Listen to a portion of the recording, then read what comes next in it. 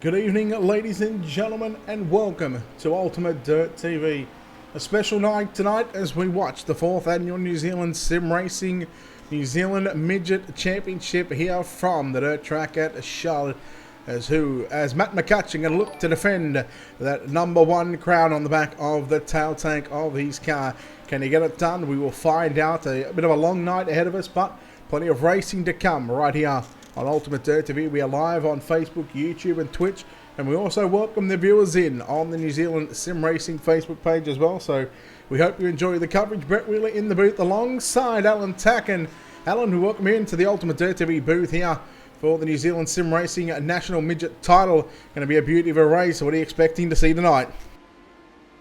I'm expecting to see plenty of fat slide jobs, lots of good racing, and hopefully, another New Zealand champion to add to the list. Yes, Matt McCutcheon, the defending New Zealand title holder. I believe Peter Honeybell is the #2 NZ, and trying to think of who is actually in the 3 NZ car. Trying to think back to last year, I believe it's going to be Nathan Clive in that #3 car tonight. So what you're seeing on the racetrack at the moment is hot laps for these drivers. And of course, hot laps underway. We're in group. I have no idea what group we're in. It's just going to look at some of the drivers on the racetrack right now. One of the cars is that 2NZ car of Peter Honeybell. So we'll try and have a look and see what group he is in for the moment. But Alan, it's going to be a bit of a long night here tonight. But of course, it all sets us up for what should be an absolute bell ringer of the main event later on this evening. Fantastic event. The guys are pumped. We've been seeing the hype on Facebook, and obviously an all New Zealand event too, so there'll be plenty of keen Aussie eyes on this, I reckon. Yes, we're watching hot laps right now. You're watching Peter Honeybell in the #2 car. Second place last season, so looking to go one better and maybe slap the one on the tail tank. You can see the times right now. He sits in 28th quick at the moment. Tom Corbett in car number 47 on the racetrack as well. Milton Curtis in car number 84. So a lot of new names that we're seeing here on Ultimate Dirt TV. And of course, when you put a New Zealand title out there, you've got 50 of the best Kiwis that are going to wanting to put on a show here tonight.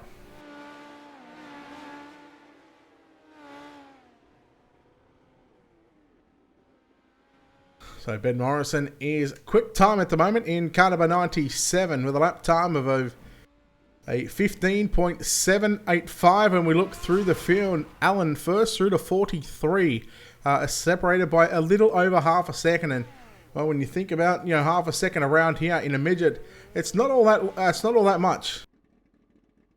No, not at all. It's one missed entry on a corner, or just something so simple as getting on the gas too early.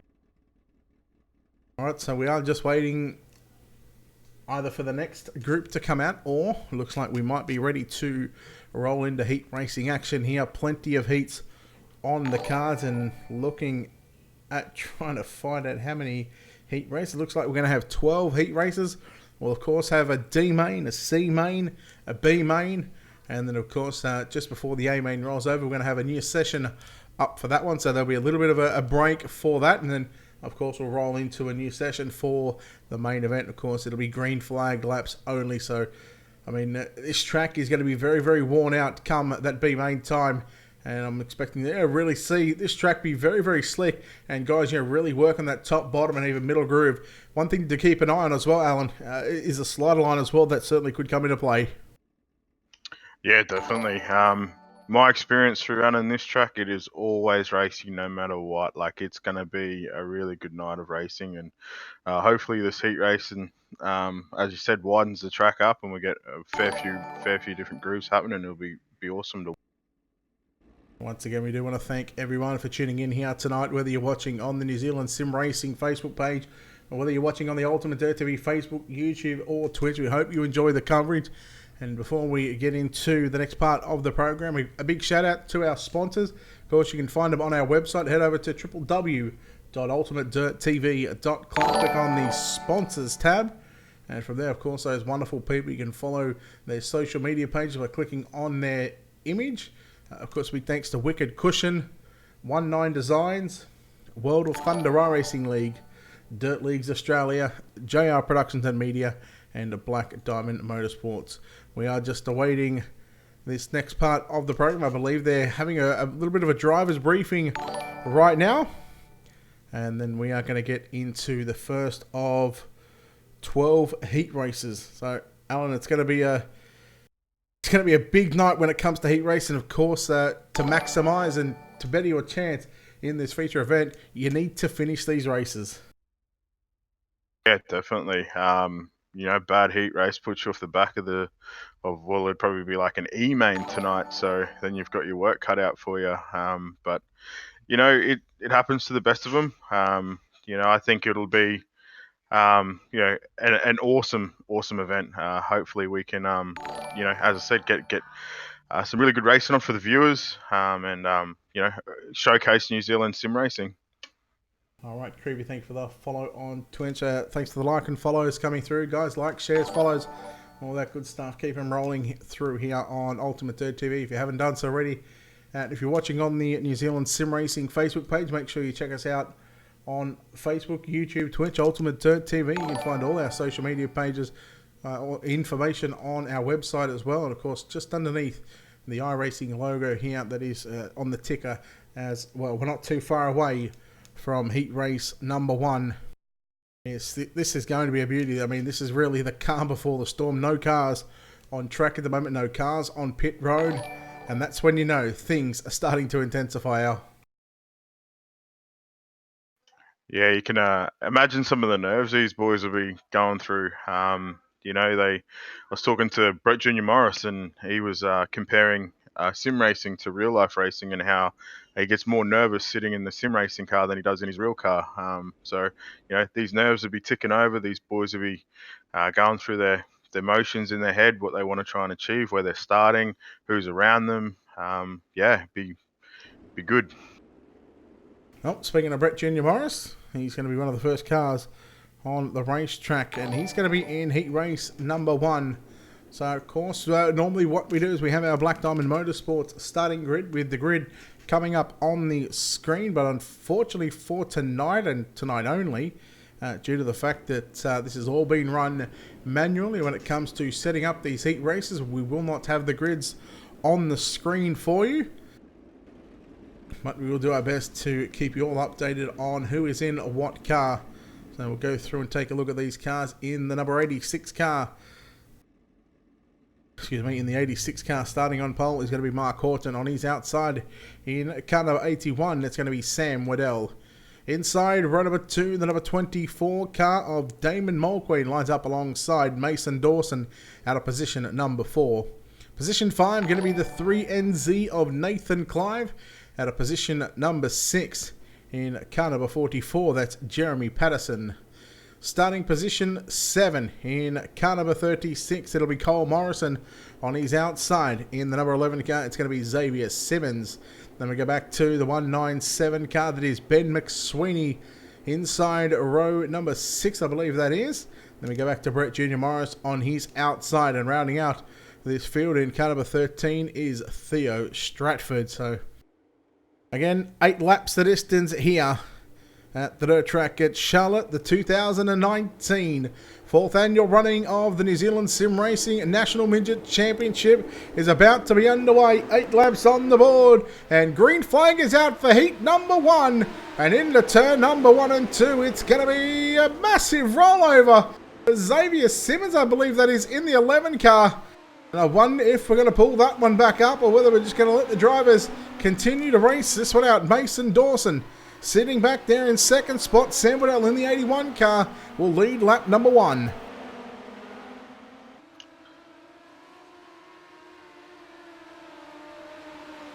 Interesting racing already there, Brett. First corner.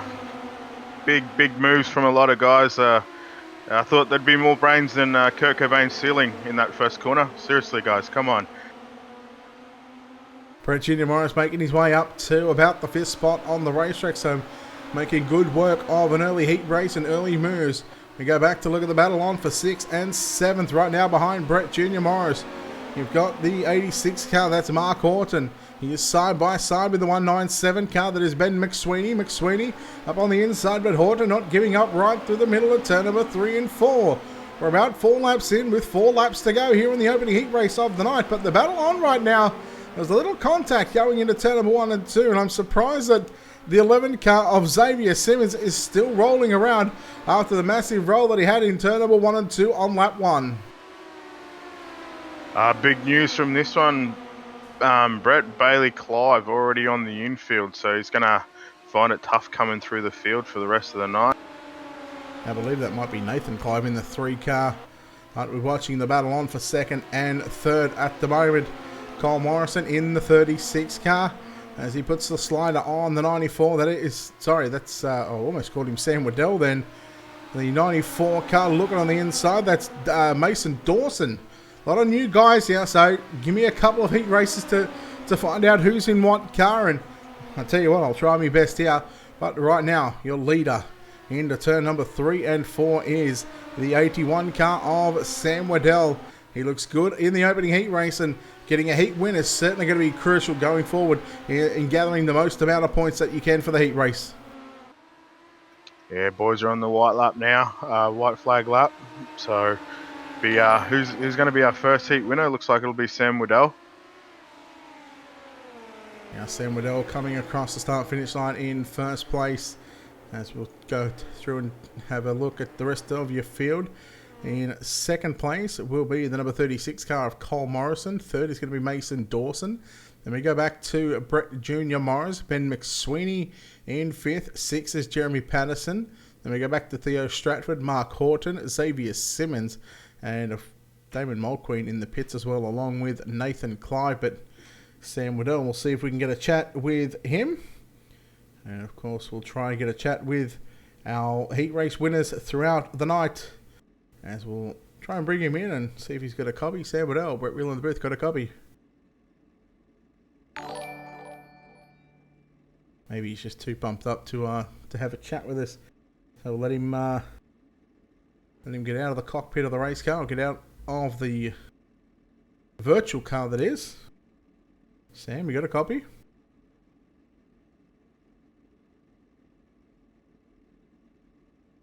All right, 0 from 1. We'll keep a tally on how many drivers we get to actually talk to throughout the night, Al. Yeah, I think Sam was still going over the scales, make sure he made scales and made weight, so he didn't get disqualified. All right, so just a couple of questions coming through the format. Lyndon, the format tonight, because it is all run manually. Each driver gets 3 heat races, I believe it is. They'll have generally a front starting spot, a middle starting spot, and a back starting spot. And of course, the rest of the preliminary mains and main event gets lined up via the points that they gather from the heat races. No qualifying run tonight. So that's where this format comes into play, and it does generally take a little bit longer than a normal New Zealand sim racing broadcast, where they run practice qualifying heats and mains that way. But I mean, when you got a New Zealand Championship national title on the line, you want to give these drivers every possibility, every chance at representing that 1NZ car on the back of the tail tank, as Matt McCutcheon is defending that tonight. So, Al, that starts the first of 12 heat races, and already we're seeing some big movers come through the back of the field, and really starting to shake things up already early on.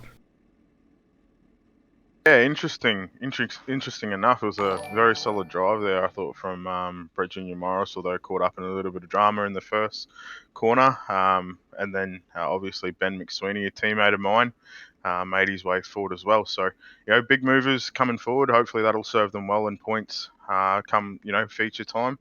I've also had a question here as well, Brett, from Jared Steen, wanting to know who our picks are early on. Do we have a favourite? I'll let you go first. I'll go the defending champion, McCutcheon. Mini Mac, hey. Thanks for taking my pick. So I knew it was coming, Sam. I'm a mind reader. I might go with a bit of a darkie in Aaron Humble. I believe he's shown really good form coming into tonight and had a couple of podiums and a few really good race wins as well, not only just in NZSR but DLA. And don't count out Brett Junior Morris either. You know, or Brayton Davis and those guys are really going to be there at the pointy end of the field. We'll see if we can catch a word with Sam Waddell. Sam, got your ears on? Yeah, can you hear me? Yep, can now, buddy. Hey, bud, congratulations. Heat race number 1. It was very crucial to get that opening heat win, and you did, so it's got to put you in good stead for the rest of the night. Yeah, definitely. We got the jump into turn 1 and held on for. How crucial was it to get that win in heat race number 1, knowing that you started on the outside of the front row, and you know your next 2 grids are going to be in the middle and somewhere near the back as well? Yeah, definitely. It was important to get start the night off with a win, especially off the front row. We got a grid 7 and 12 for the next one, so we got a bit of work to do for the next. What's it going to take out this national title later on tonight if you can get into that A main? Oh, hey, look, I haven't done a lot of midget racing this year, so I'll just be stoked to make the main event first. All right, well, you pick up heat race number 1 win, and we'll let you get out of here. But of course, you got any sponsors, shout-outs that you'd like to give while you got the chance to thank them? Yeah, I'd just like to thank Budweiser for the sponsorship and my good friend Elliot, who's watching on the live stream. All right, there we go. Sam Waddell, very happy with heat race number 1 victory, and well, it had to be a crucial one, that's for sure. You know, with these front row starts, you definitely need to get those heat wins. Yeah, definitely got to maximise that front row start, especially on this sort of track too. Nice and tacky early on, so passing's going to be difficult. You know, if I was racing tonight, I'd prefer to come from the back later on in the event rather than trying to do it from the start. So yeah, definitely maximise that. All right, heat 2 grid looks like this. Starting on pole in car number 88 will be Corey Bankston. On his outside in the 191 will be Mitchell Piskalik. Lining up position 3 in the 56, and looks like we are going to go green, so we're not going to go through your Black Diamond Motorsports starting grid. What we are going to do is keep an eye on the action up front as Corey Bankston will lead for the first time down the back straightaway here in heat race number 2. Piskalik up on the outside looking to take over the race seat. Who's that in 3rd spot? That looks like it might be Harry Edwards, I believe that is, in the 666 car. So Edwards, different coloured paint scheme tonight in that yellow and black and white entry. So again, maybe that paint scheme's going a little faster than what Harry's used to. Yeah, jump on board, have a look at the wheelwork that Harry's getting through at the moment. They definitely call him Hectic Harry for a reason, and I think is that the Rush Sim Sport car that he's running to. Yeah, new paint scheme, of course. Harry, I believe, working for Rush Sim Sports, and we'll touch on more about that later on. Piskalik slides up as we got the onboard shot from Harry Edwards, as now we take a look at him trying to track down the race leader in the 191 car that is Mitchell Piskalik. A great onboard shot. Cameras thanks to Black Diamond Motorsports, but Piskalik continues to lead Edwards into turn number 1 and 2. Very good battle going on for 7 and 8 between Brayton and Minimac. Actually, it looks like Brayton and Minimac just made contact, and Brayton's come off second best there. So, and Minimac looks like he's having some net issues. So this will be interesting. Yeah, I might change my pick now, knowing that I've seen that. We'll have to determine who's gonna. I'm gonna make a new pick after the heat races from the starting grid of tonight's main event. But we'll go through that later on. We keep an eye on the 411 car. That's Scott Wilkins now all over the back of the number 56 car. That is Corey Tyler down the back straight away. Tyler just pulled a bit of distance between himself and Wilkins. Meanwhile, battle up towards the front again. Here comes Edwards up on the inside. Slide jump for the lead, but no. Piskalik turns it back around the outside of the 666, and they go wheel to wheel down into turn number 3 and 4. Slide jump by Edwards, and here comes Piskalik fighting back up on the inside. Great race for the lead. Yeah, amazing. Very, very good example of what New Zealand sim racing can be like. Very good advertising here for these guys. Harry Edwards running the slider line, trying to get through on Mitchell. Mitchell trying to fight back as much as he can. Just goes to show how much these points are worth at the end. You see Edwards just... I'm going to say that was a congratulatory... right, I don't know if that's a word, but I think I might have just made that up if it's not a word. As well, Mitchell Piskalik going to get the job done, and we'll bring him in and Did you want to have a chat with him, or did you want me to sort him out? I'm happy to have a chat with you, mate. All right. I'll let you sort him out if I can find what name he's under in Discord.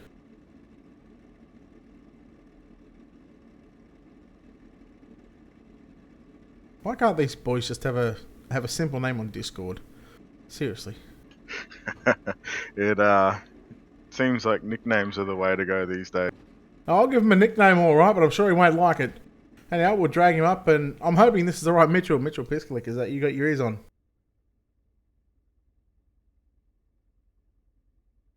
Must be on the scales again, mate. Thankfully, anyway, he's about 25 kilos. Tell you what, these New Zealand boys are pretty skinny. Hold on. Oh, here he is. Yeah, we can hear. This is the right Mitchell Piskalik, ain't it? Yep. Good, I don't want to talk to you. I'm going to throw it over to Al. Mitchell Allen here, mate. Congrats on the heat win. What was sort of going through your mind? Oh, just to get away from Harry, really. He was pretty quick. Felt like Yeah, a little bit of a heated battle there, but it was good. From a viewer's point of view, mate, it was really good racing. Front row start, getting the win, obviously steads well for later on in the night. Where do you see yourself starting in the next two heat races? 7th and 12th, so it's going to be a bit of a mission from further back in the pack, but hopefully we can gain a few positions and earn ourselves a spot in the A main tonight. What'd you make of the track, mate? It looked pretty racy there. Oh yeah, definitely. It's it was a pretty good track. It's still a bit tacky for my liking. Hopefully it gets to the top. But hopefully we'll see a bit of a better track for the next heat race. But it's pretty good. And I'll use a typical Brett Wheeler line. Who gets the job done for you, mate? Anyone you'd like to thank? Definitely like to thank the team, Brayton for putting on the show, you guys for definitely streaming this. It's always a great stream from you guys. My brother for tuning in tonight. He's watching from the couch at his house. It's always good to have a bit of support from the team. No worries, mate. Well, good luck for the rest of the night. Hopefully another couple of W's for you, and then W for the main one. And hello to your brother sitting on the couch. Cheers, man. There was thanks for hosting it, and hopefully see you guys later on in the night, and see what we can get done. Alright, Alan Tacken chatting with Mitchell Piskalik there, heat number 2 winner. Alan, it's as you said, the track was a little racy. Of course, the track's certainly going to widen out, and I'm expecting to see a few more racy races to come in. I'm expecting some big sliders here. Yeah, as we've seen from Harry there, he sort of gathered a fair bit of momentum running sort of in the middle and was able to try and work something on Mitchell. Mitchell obviously a little bit too smart in the end and got Harry. Not too sure if those straight lines and those whacks in the tail tank at the end there were on purpose, but it was good racing anyway from a viewer's point of view. Alright, the 42 car of Noah Page will start on pole on the outside of the front row. In the 420 car will be Craig Mulqueen. Starting position number 3 in the 00, it's Mark Reardon. Out of position number 4 in car number 41, it's the gutter rat himself, James Robbie. Scheduled lineup out of position 5 in the number 62 car, that would be Rodney James. Out of position number 6 in car number 14, that's James Halliburton. Then we go back to 4th row inside the number 10 car. I believe that is going to be Hayden Warrington, not the normal Murray Howell. Number 10 car, I believe he's over in China or something like that. He's not sure what he's doing over there, but Murray, I know you tuned in, so welcome from China number 1, as the people would say, as we go green flag racing here for heat race number 3. And we're seeing a lot of 2 and 3 wide going into turn number 1 and 2. The battle is going to be on for the race lead. A couple of the MP Simsports, Mitchell Piskalik, Simsports team cars on the outside, as here comes the 10 of Hayden Warrington to the lead over Mark Reardon on lap number 1. Yeah, good battle heating up mid-pack as well. Can't quite catch who it is. A couple of people still in their cars, not in their garage. Looks to be Stuart Crawford and Darlin Kenyon racing pretty hard there. Yeah, 2 in the books. James Robbie sits in position number 4. Then we go back to the 62 car. That is Rodney James. Now look at this. There's 4 cars very, very close together. Stuart Crawford in the 54. You've also got Darlin Kenyon as well in the 61, just in front of them on the inside in the number 65 car. That is Harrison Cole. We'll try and keep an eye on the top 3 as they're starting to close in on the top 3 battle as well as we go back towards those cars. If we can get those cars off the infield, that would be grouse. Yeah, Bailey Clive looking to try and start making a move on Hayden Warrington here. Battle's definitely heating up. I think Hayden might have seen in his mirrors there, though, that middle line's starting to come in a bit. If it moves any higher, though, will James Robbie get a nose? We'll have to keep an eye on the 41 car, James Robbie. Now here goes Bailey Clive. Slide job on Warrington into turn number 3 and 4 for the race lead.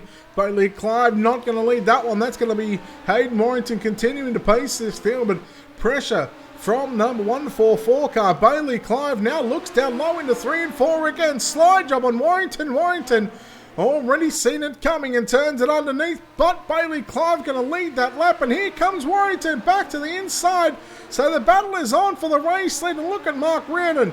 He's got the best seat in the house as we go on board the 00 of Mark Reardon and watch these 2 drivers go at it right in front of him. Yeah, very smart there by Bailey Clive, pinching Warrington down, but I think he's sort of done himself in a little bit because Warrington just got the run back around the outside of him. The 00 definitely got the best seat in the house. James Robbie's still working the bottom. Really not closing up too much, but he's consistent. He's opened up a bit of a gap there to 5th. Yeah, that'll be the checkered flag there. Hayden Warrington in the number 10 car, getting the job done ahead of Bailey Clive as well. Nickname that I sort of give him a long time ago, Sea Livers. Well, that 144 comes home in 2nd spot. Mark Reardon home in 3rd. 4th place is going to be James Robbie. 5th is Stuart Crawford. Then we go back to Rodney James, Darlin Kenyon, Harrison Cole, James Halliburton, Hayden Kirk. I don't think I've seen Hayden Kirk in a long time. Probably the last national midget title that they ran Craig Mulqueen as well, and then Noel Page in the 42 car. But Hayden Warrington getting the job done. We'll see if we can have a chat with Hayden here in just a few moments' time. And again, it's these boys that just get on Discord under a correct name. It's not that hard.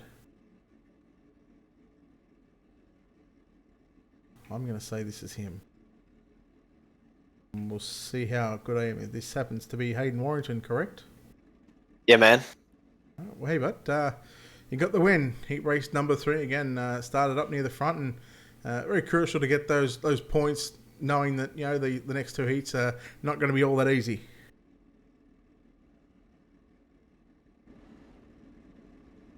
Yeah, no, GC. You got me still? Yeah, man, I got you now. All right. Yeah, had a real good heat. Started 7th and got a real good start and got up to 1st on the 1st lap, and then just maintained it from there and had a real good race with Bailey Clive. So it was awesome. Did you really start 7th? Wow. Yeah. Well, looking at that one, if you've had a mid-pack, you'll have a front row starting, or somewhere near the front and somewhere near the back. It must be pleasing knowing that you got the good car speed this early on, considering, as you said, you started 7th and made very quick work of the guys in your heat. Yeah, I'm pretty stoked with that. I'm off grid 2 for the next race, so hopefully we can sort of maintain out the front. But that was probably my easiest heat of the night, so it's probably going to get harder. What would it mean to you to pick up that 1NZ tail tank, or 1NZ, and put it on the back of the tail tank of your midget for the next year? Yeah, hopefully, but it's going to be tough. So yeah, looking forward to the night. All right, sponsor shout-outs, all that good stuff. Who makes it happen for you? I'd just like to thank MP Sin Sports for the cars, and thanks to Brett and Peter and all that who help out with the setups, and yeah. All right, Hayden Warrington there. Wow, he started 7th and made that one look very, very easy.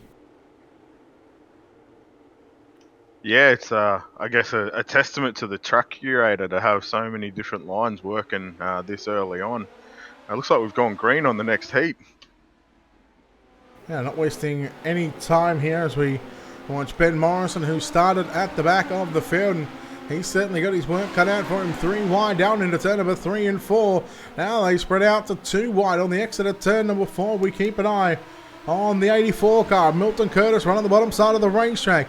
He looks inside on the 305. That's Thomas Paul, but Thomas Paul going to hang on to position 5. And meanwhile, keep an eye on the 46 in the Yale entry. That is Aaron Humble. He's looking to make some moves and advance forward in this heat race. Yeah, working the tail tank of Aaron Hatton there is Humbucks. He's my pick tonight. I'm cheering for him, but it's pretty hard not to go past my teammate at the front there as well, and David Sanford. Throw a blanket over this top 3. Really good racing.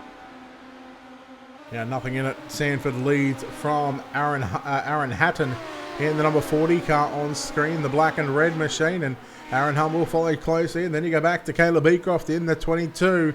Thomas Paul back there in 5th spot. And then we go back to the number 97 car, Ben Morrison, who started dead last in this field, and he's made his way up to position number 6. So this is going to be a decent point haul for that 97. He just needs to get by the 305 car of Thomas Paul, and we'll see if he can do that into turn number 1 and 2. Morrison down low, Thomas Paul right through the middle of turn number 1 and 2.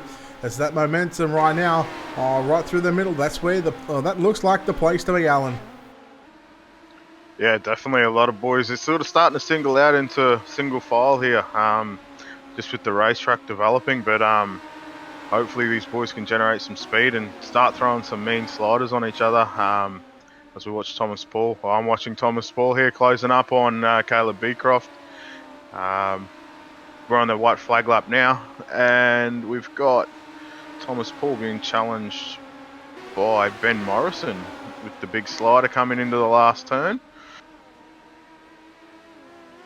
Well, that is going to matter because David Sanford, he will get the job done here in heat race number 4, I believe this is. We continue on with running through the heat races thick and fast. Just 8 laps it is, and it's not a long time to get things done here, Al. No, definitely not. It's leave the kids and the missus at home and just go shopping yourself. You're gonna get the job done a lot quicker. All right, well, tell you what, we'll grab David Sanford in here and we'll let you have a chat with him as he's here right now. Dave, Alan here, mate. Congratulations on the heat win. Yeah, thanks, man. Set was really good. Just drove it straight, drove it home, and checked out at the end, eh?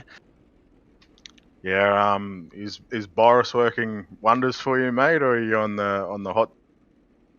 Well, as you know, we've got Brett Junior Morris recent signing on OPR, so definitely on the BGM base set. So, as you can tell, I was absolutely flying.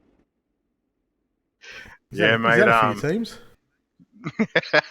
I think me and him are having a race, mate. Who can get through the most teams in a year? Well, I think you've what do you want? 71 number of your car right now? Yeah, I'm trying to hit 100 by December, so got a few to go. Maybe I can ask if there's a spot on Black Diamond. There's not. Sorry, we've only got room for one good Kiwi. We can't have a second one. Anyhow, so look, I butchered Alan's interview here. Sorry, Al. Yeah, what a rort that is. You wait till your next interview. Look, Only room Dave, for mate, as I said, mate, congratulations on that heat win. Obviously, maximising points in any race if you're starting towards the forward is crucial. How do you see the rest of the night paying out for you? Oh, I've got pretty rubbish grids. I got a 9th and an 11th for the rest of the night. So my aim for the next 2 is a top 5. It's going to be pretty tough, but the win is what mattered. In that first one, I knew that if I dropped back, it was going to be really hard after that. So I was glad I got it. Yeah, definitely, mate. Now, obviously, Brayton Davison putting up 50K out of his own pocket just sort of adds a little bit more to this event. Who would you like to thank? And for getting you 50K, yeah. So first up, my main sponsor as Scops, like in V8 and stuff, is Pagnian. So I'll just shout out to them. And then we've got Euros, we've got all sorts, KRD, we've got who are the other ones? We've got Fast Carts, we've got you'll know all those sponsors. Come on, mate, we've got a heat race to cover. Drag me out. Thanks, guys. Wow, that was the longest interview ever. That took nearly 2 laps. That was nearly 2 laps of Right, it's good stuff. We'll have to have a good joke with Sanford. Right now, you're watching Ben McSweeney in the 197. 2 laps complete here in heat race number 5. Your leader in the number 36 car is Cole Morrison. As here comes McSweeney looking down low. I believe that's another one of your teammates, Alan, in the 197 car. Yeah, certainly is. This looks like the second round of heats for these boys. Brett Junior Morris running third, I think, as well. Correct. Ben McSweeney obviously running in the second. Cole Morrison doing a really good job out the front there, keeping Ben at bay. Having a look at the battle for 4th and 5th right now. It's Piskalik with a slide job on Edwards. And all those two went at it in heat race number 1. They're going to go at it again in heat race number 5. As Piskalik put the big slider on Edwards into turn number 1 and 2. And there was contact from the rear nerf bar of Piskalik into the front nerf bar of Harry Edwards. But they managed to keep it going. They managed to keep it on all fours. As right now we're watching the 18 car of Brett Junior Morris, who sits in 3rd spot right now. Ben McSweeney doing everything he can to catch up to the 36 car that is Cole Morrison out in front. And we're only a couple of laps away from finishing this one up. Yeah, Brett definitely got the best seat in the house watching this one. Just interesting too, your number 1 pick in Minimac struggling in this one. He sort of looked like he's gone backwards a little bit. He's gone. He's a dud tonight. He gets some scholarship and now he can't race online. Yeah, it's because it was in a road car. Yeah, no wonder. Anyhow, checkered flag is out. Cole Morrison going to get the job done here in heat race number 5, I believe this is. We'll just confirm that one. It is heat 5, so we'll try and chat with Cole Morrison here in just a few moments. I can tell you this one won't be as long as the David Sanford one. Jeez, he loves a good chat, Sanford, eh? Yeah, I can't entirely blame that all on Sanford, though. There was one Brett Wheeler that butchered. Don't know what you're on about. I think you're making excuses, Alan. Can we call Cole Morrison Cole Trickle by any chance? Not a dog's oat, not a Scooby-Doo's oat. Anyhow, speaking of Cole Morrison, let's drag him in. Cole Morrison, got a copy. Hey man, how's it going? I'm crippled, but live a life. Heat number. How can you take this one? Congratulations on the heat win there. Did you feel the pressure a little bit there from I think it was Morrison and Junior Morris? I'm not too sure. I don't run a mirror, so I just full speed ahead, just kept on tracking. I could hear them every now and then, but no, I felt alright. Yeah, you looked very smooth there, mate. It did look like if you would have had to have made a mistake for someone to get round you there. What do you make of the event? So Yeah, the event so far is real good. It's been run pretty well so far, which is nice, and track's getting a little bit wider, which is cool. So it's going alright so far. And the format, do you think it sort of allows everyone the best chance to put their case forward to be NZ champ? Yeah, definitely. It's going to be a long night. This is the only thing. It's going to be one hell of a long night, but nah, it's good. It's just like real life, really, just like the real business. Yeah, definitely. We spoke to Sanford earlier and just mentioned that Brayton Davidson's putting up 50k for this race. You excited that you might get a chance to win? Yep, sure thing. Look, mate, we'll let you get back to it, but before we do, who gets the paint on the car and the fuel in the tank for you? Oh, the sim does the job. Couple thousand spent on the sim. She does the job. Got a very understanding wife there, I assume, or girlfriend. Yeah, she's not too stoked about tonight, but as long as we come home with a number, it'll be all good. You just tell her. Oh, tell her what's up, and if she's got a problem, come see me. Just make sure you win the 50k, man, and she won't have a problem. Yo, you know. Oh, All right, mate. Good luck for the rest of the night, eh? Cheers, fellas. Thanks, Al. I was probably in a fit of laughter actually after that little comment I give him just then. I'm pretty sure you might have had a bit of chuckle yourself. Look, I'm still waiting for someone to come up with a good response to that. Look, mate, I think it's going to take a little bit for someone to come up with a good response to that because, whatever you say, it's politically incorrect. Well, tell you what's not incorrect. Brayton Davison starting on the outside of the front row as we get set for heat race number 7. I'm actually starting to lose count. We'll just call it another heat race. Brayton Davison. We've got a car flipping wildly in the background, right there into turn number 1 and 2. But Davison works 3/4 of the way up the racetrack. Meanwhile, your race leader in the number 54 car, Stuart Crawford. As I say that, Brayton Davison goes around him. Brayton Davison, he's fed a number of people here at the dirt track at Charlotte tonight. I think he might be trying to stay away from that kind of driving style tonight.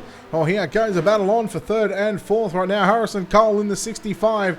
He holds off the number 61 car of Darwin Kenyon, working on the low side. James Robbie up on the top side into turn number 1 and 2. He's looking for 4th down the back straight away.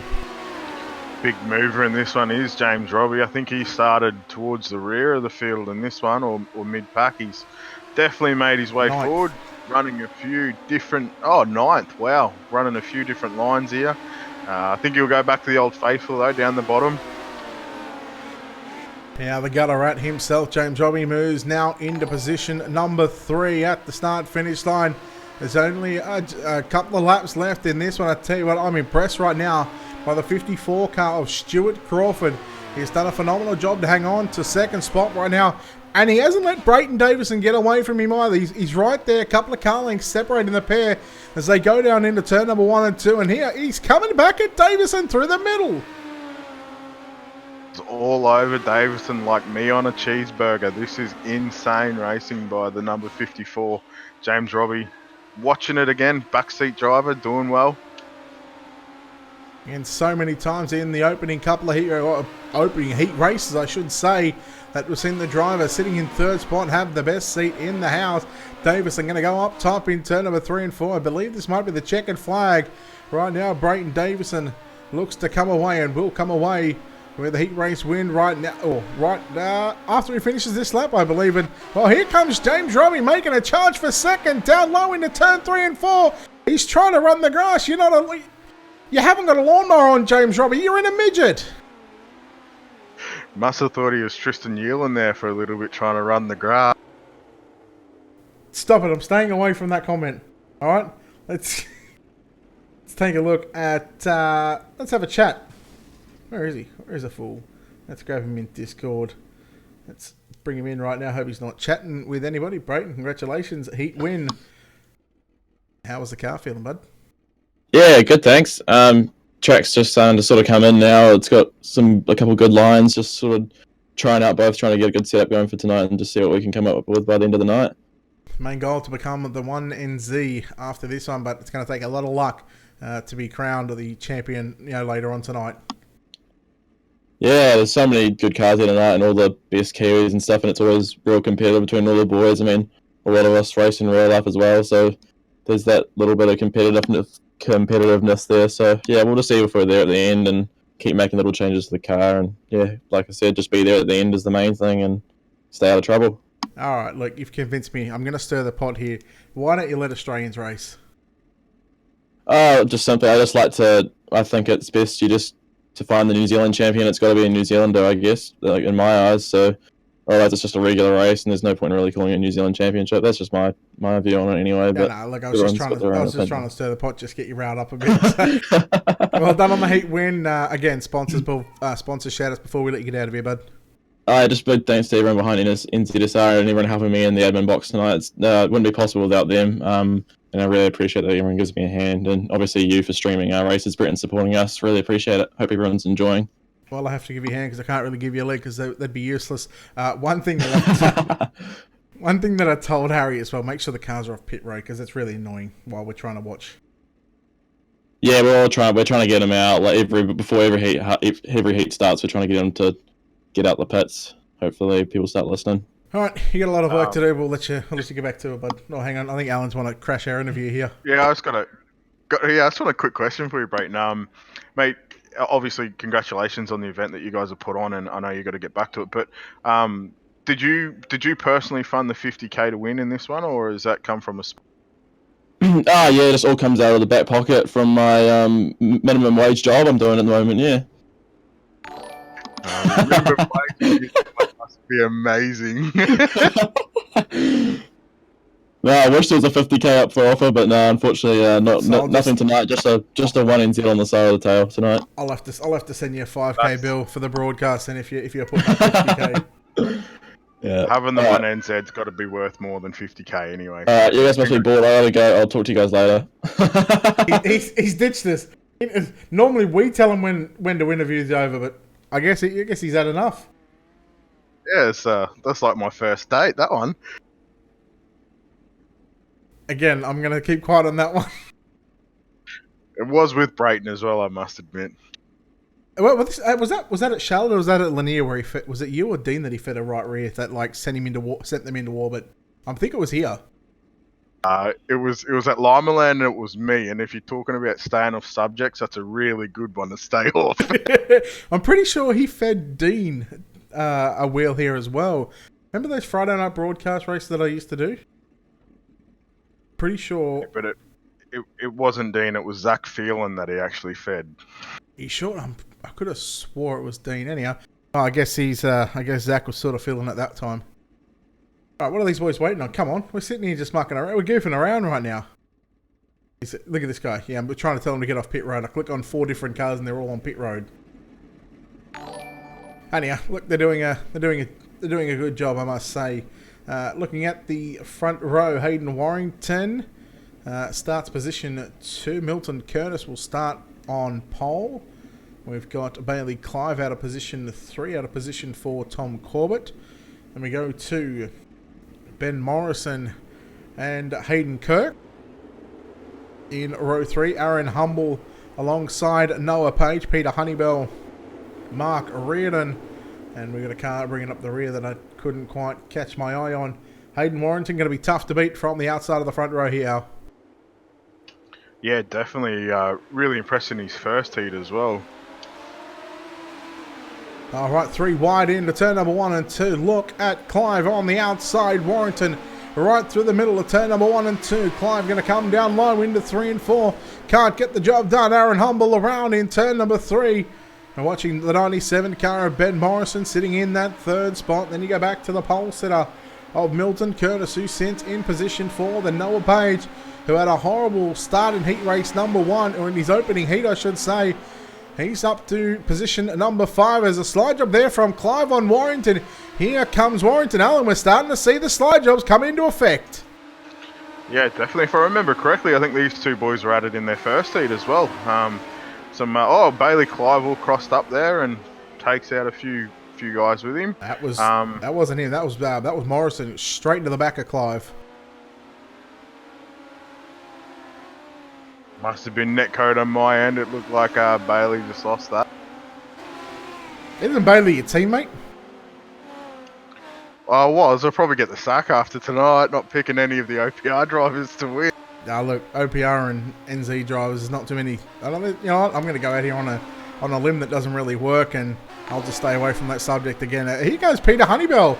Now looking on the inside on Noah Page. Page tried to cross underneath, maybe stabbed the brakes just a little bit too much, and Peter Honeybell now going to move into position 3, but Hayden Warrington looking to chat to us for a second time this evening as he's looking to get the job done after winning from position 7 in his opening heat race. Now he started position 2 in this one, and the number 10 car looks good at the moment. I tell you, it must be that green and black and white car. Copycat. I always got told that green was bad luck until I seen Steve Kinzer race and quickly put to bed those myths. But Aaron Humble having a difficult one in this one. Bailey Clive as well. Now watching Bailey Clive on screen right now in turn number 1 and 2, and as I said, having a real struggle right now. I'm not even sure what position he's sitting in at the moment, right near the back of the bus. Let's look at this 4-car battle. Morrison up on looking on the outside. 4 wide, nearly on the outside. There goes Morrison. He picks up 3 for 1 in turns 1 and 2. And you know that 97, he's got his game face on. Big move there. That was balls to the wall type of move. Could have ended his night on a really sour note, that move, but well done, paid off. All right, well, look, since I spoke with Hayden the first time, I'll let you chat with him right now. And you got a copy?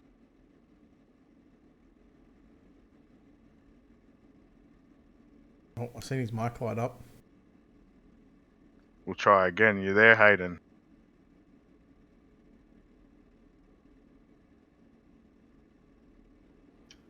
Alright, he must be still rolling off the scales. It's about time you got one. We'll give him a couple of minutes here to chat. But yeah, we'll go back to that move by Morrison. Picked up 3 spots. That could be very, very crucial later on when it comes to the point situation, going into the main events. Yeah, definitely. He threw it in on that, was it turn 1 and 2 there, and I think he bet all of his chips on black, and he come out doubling up. That was a really good move. All right, we'll try and get Hayden in here again. Hayden, check one shoe.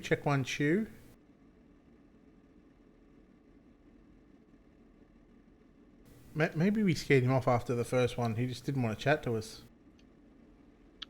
Yeah, probably didn't want the hard-hitting questions from us, on 60 Minutes. Yep, like step aside, Tracy Grimshaw. Hello? Oh, there we go. We got it sorted. Awesome stuff, Hayden. Congratulations. That's your second heat win of the night. That's definitely put you up there on points. You got to feel confident now moving into that final heat, and then obviously. Yeah, man. Pretty confident heading into the next heat. Starting out a P9, so it's going to be a bit harder, but I just got to really have a consistent heat because I've had 2 wins, so I should be up the pointy end of the field. But yeah, track's getting pretty rough now on entry, so it's going to be a difficult night, but looking forward to it. Yeah, mate. No need to risk it for the biscuit in the last heat of the night. Obviously now, mate, you've had 2 heat wins. As I said, confidence must be high. Are you dreaming of this one NZ on your?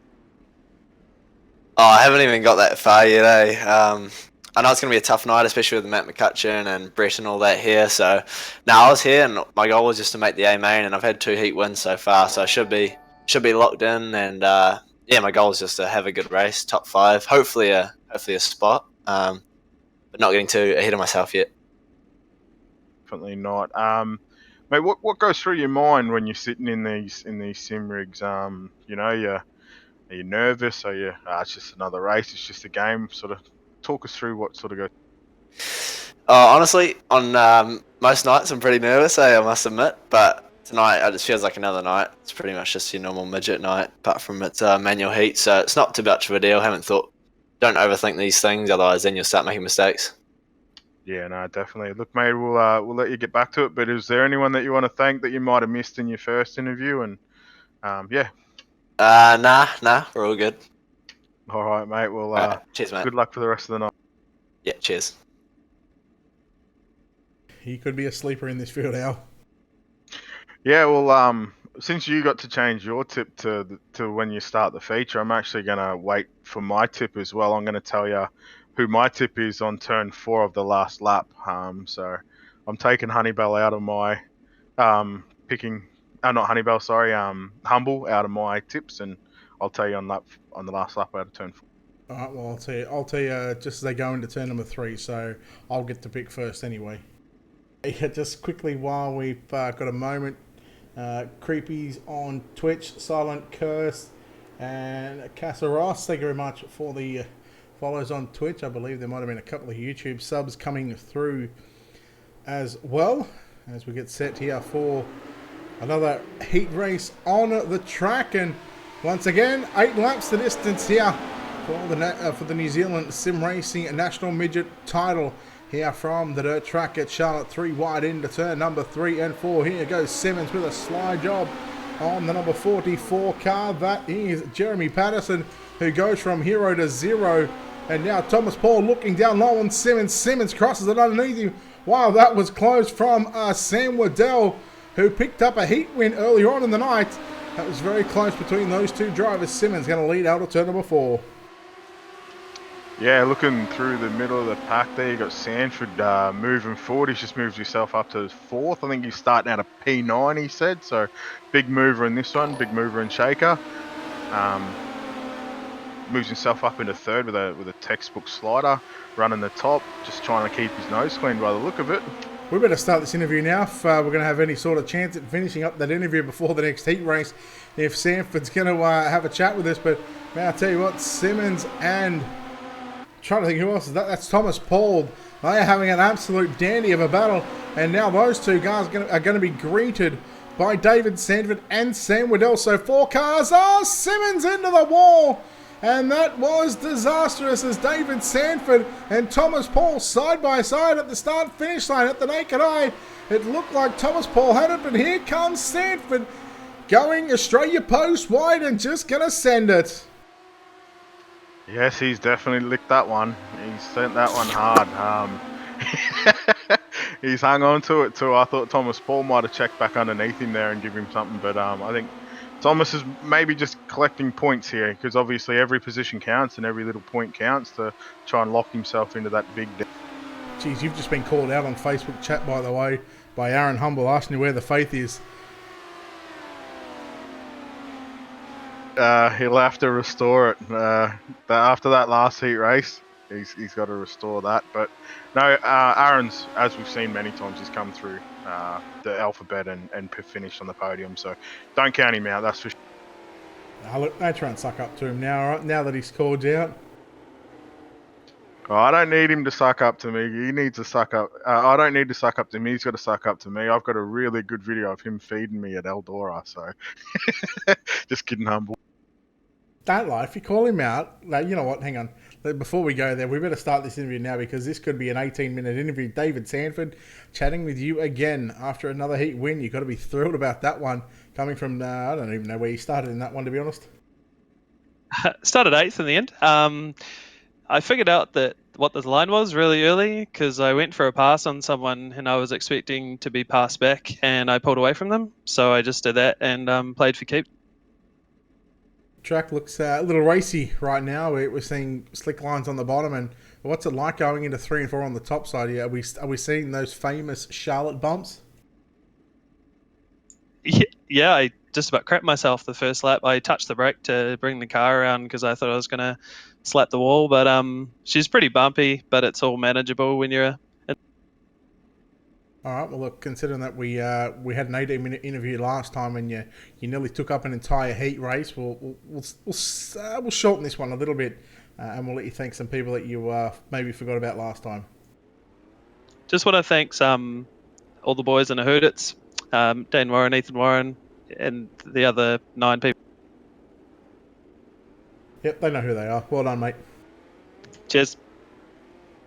All right, Alan, I've just been told to say 1NZ, not 1NZ. What would you say, NZ or NZ? I don't know, to be fair. I'd say one NZSR. How's that? We'll just try and join them together. Z and Z. Anyhow, like, I really think we're getting off topic, but whatever. I mean, you know what? We're all about having fun here on Ultimate Dirt TV, and if we can do that while bringing the race to you, I'm all for it, buddy. And just for Harry Edwards, 1NZ. Tomato. What are you going to do? Yeah, potato. Tomato or ketchup. All right, another heat race getting set to roll off here. Off turn number 4, Brett Jr. Morris on the front row alongside. Let's try and find out who that is. That's the 3NZ car, 3NZ.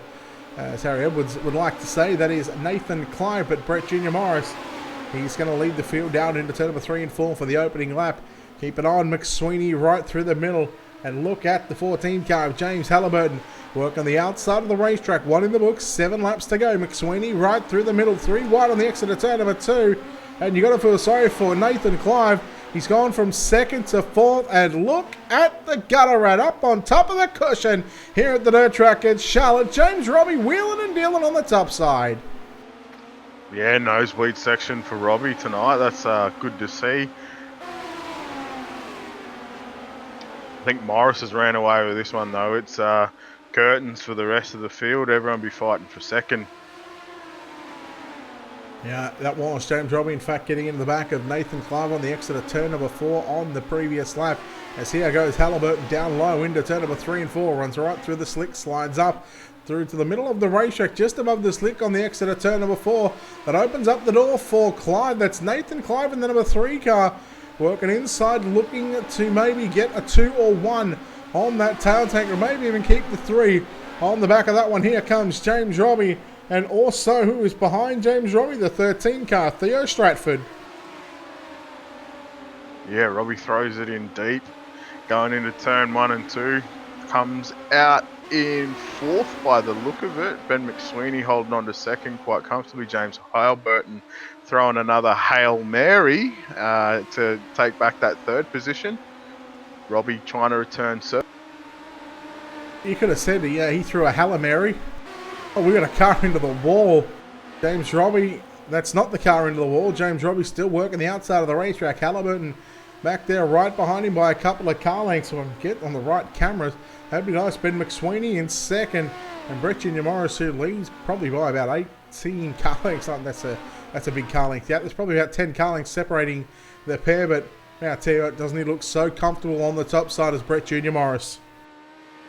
Yeah, it's gives you a real indication of his pace when he's out in front there. He just left the rest of the field for dead, and that was a really good contention of guys in that field there. Ben McSweeney obviously bringing it home in 2nd, James Halliburton in 3rd. You know, like those guys aren't wish.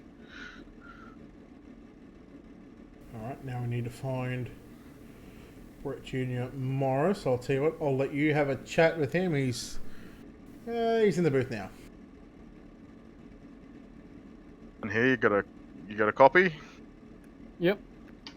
Mate, congratulations on the heat win there. You just checked out in the end, won it quite comfortably. Tell us your thoughts on that. Yeah, just got to the lead in turn 1 and lead everything, and you know, keep the car in one piece and brought it home. So hopefully that locks us in for the pole shuffle tonight, and you know, we can try and make a few spots up there. But I don't think it's really going to matter where you start tonight, because there's going to be lots of passing because the track's real racy tonight. So yeah, definitely. It's always nice when you have these title events and you get a multi-lane race. yeah, definitely, it makes it a lot easier. You know, being in Heat 1 and starting from the back, it was a bit hard.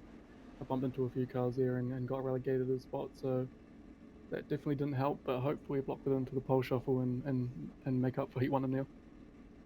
Yeah, nice. Now, I'm just having a look at your car, and I noticed that Morris is upside down. Is that an omen of what's going to happen later on tonight, or is that just like a let's just put it this way so it does? Oh, I don't know. I didn't even know it was upside down. So hopefully it stays upside down all night. But Sack the painter. We'll see. Yeah, we'll blame Hector Carey for that one. Made on the heat win, and look forward to seeing you in the feature. But you know who puts the fuel in the car and puts the tread on the tires.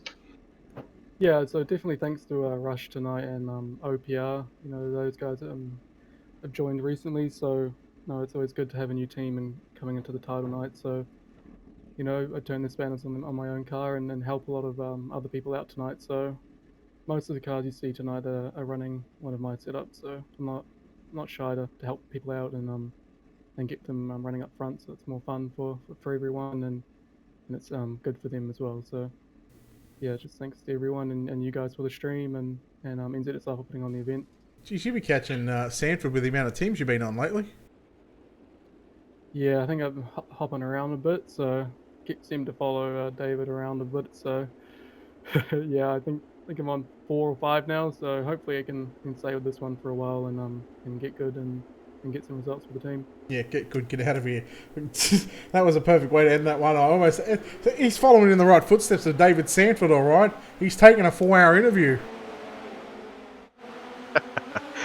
Leave the poor kid alone. He forgot to thank his fuel man, which big crash in this heat. Huge, and Humble's in it as well. he said he's looking to sell some T-shirts. Maybe he needs to sell some T-shirts just to pay for the repair bills. I think he was trying to jump the fence and go and see the Sheila up in the stands, mate, trying to sell the T-shirt first. Oh, I heard she was shirtless, so, I mean, there's a first for everything. Sam Dashfield in the 17 car sits in about third, make that 4 spot. Brayton Davison.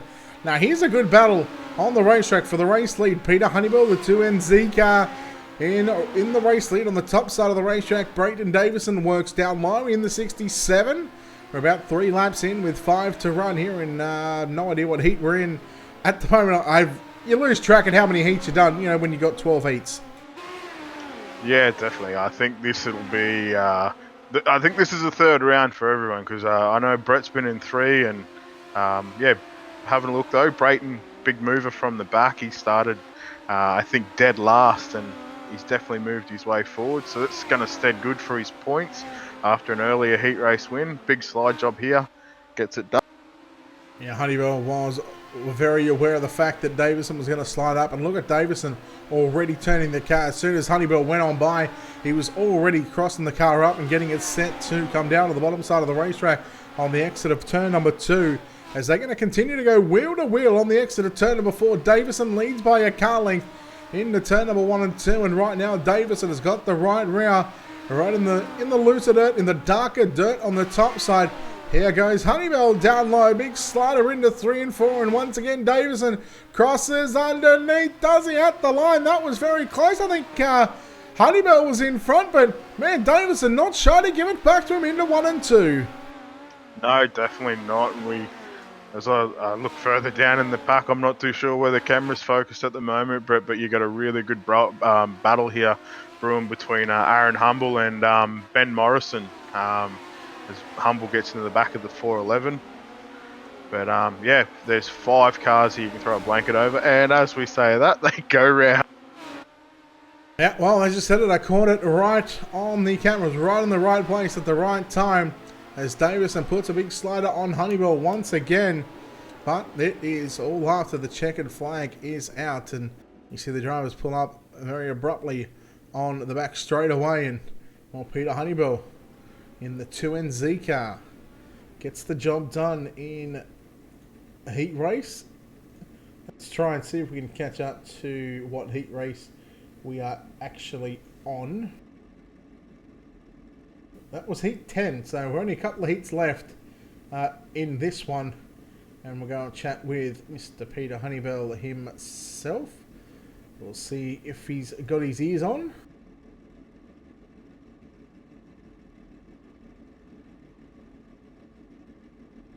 Let's see if he's got his ears on. Peter, you got your headset still on? Yeah, man. Hey, bud. Well done. A very good battle there with Brayton, but you get the job done here in heat race number 10. Again, some good points in trying to defend this 2NZ title of yours. Yeah, thanks, Brett. Yeah, like I say, I guess it takes 2 to tango, and Brayton and I got a good race going away there, and yeah, I say heaps of fun to be part of it. You finished runner-up last time at this event. What's it going to mean to you to go one further and become the NZ champ here later on tonight? Oh, it's a pretty tough job with the field that is here tonight, but like I say, I guess it's all a challenge, and with 30-odd laps to go on the feature still, it could be anyone's game. All right, what would it mean to you to get that 1NZ and scrape that 2 and put that number in half? Oh, it'd be pretty cool to do it, but like I say, I don't want to put any eggs in the basket just yet, like I say, otherwise we might end up with a bit of an omelette. All right, what kind of game plan have you got going forward, considering that was your last heat? What kind of game plan and have you got forward for the main event, or are you just going to see what the track does first? Yeah, I'm guessing the track's probably going to be pretty hard on the fence again, so I think it's just a matter of getting settled in on the cushion for probably the first 10-15 laps and missing just the niggly incidents, and then, like I say, roll on from there. All right, well, look, sponsors, shout-outs, all that good stuff. Who makes it happen for you, bud? Yeah, just everyone at NZSR for putting the event on. Obviously, Ultimate Dirt TV for streaming it for us, and yeah, Brayton and all the guys that are behind the event to just make it happen. All right, good luck for the rest of the night, and let's see if you can't put it on the top step of the podium tonight. Hope to be talking again soon, Brett. All right, Peter Honeybell there. the current 2NZ or NZ driver, as we're looking at heat race number 11 on track. And now these drivers get their final opportunity to maximise their points, and it's going to be very, very crucial to get those points, because if you're not inside, I'm going to say, the top 5 or 6 rows of the B main, you're really making it hard for yourself. Yeah, definitely. Obviously, they'll be looking to maximise their points, so they'll have a fair idea on where they're sitting, and sort of how their last. Well, they obviously know how their last race results went, but a few of them be looking to creep forward. Interesting one in this one for me would be Hayden Warrington. Two starts, 2 wins already. Looks like he's coming out of 5 in this one. So, does he play the safe card, or does he balls to the wall and as Honeybell said, put all of his eggs in that one basket and try not to make an omelette? I'll tell you what, just because I'm fat, I'm going to put all those eggs in the one basket. I'm going to pick him to win this race. Yeah, but you're safe because they're chocolate eggs. Again, another topic we can sort of steer away from that could get us into a bit of trouble. Well, heat race number 11 on the racetrack. We are just waiting, God knows what, maybe the guys starting out of position 9 or 11. We'll see if we can find out who they are. It looks like the 10 car. Oh, why is the 10 car? He's scheduled to start position 9 in this one, but yet he's rolling off out of position 5, so maybe a couple of casualties in this one. Either that or I'm reading the grid wrong.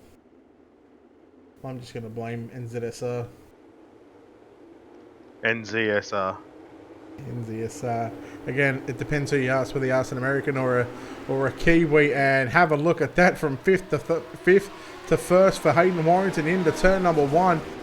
Surely there's got to be some penalty applied to the number 10 car. And look, to me, I thought that was a massive jump start.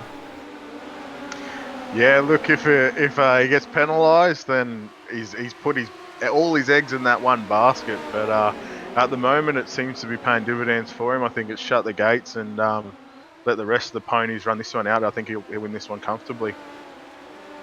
And no disrespect to these drivers, but I certainly think he's had the good starts, and he's certainly got an easier heat than some of the other drivers may have got. Look at this panel. We've got about 6 or 7, maybe 8 cars in this panel. Well, we did, but as they just start to spread out, now there's a 6-car battle right now.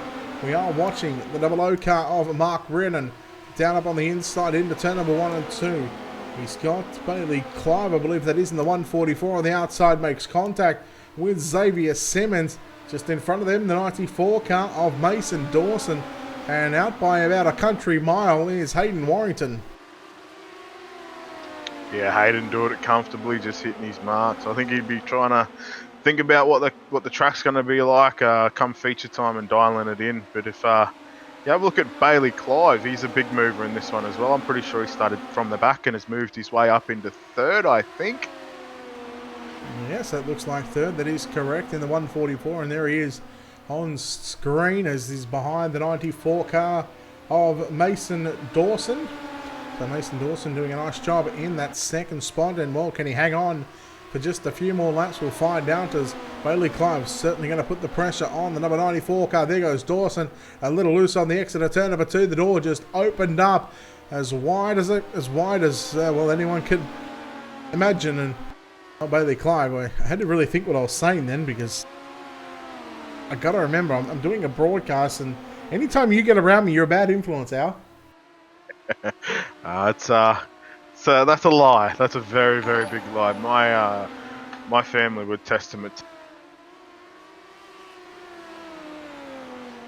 I mean, I don't even know if I want to answer back to that one, as checkered flag is out.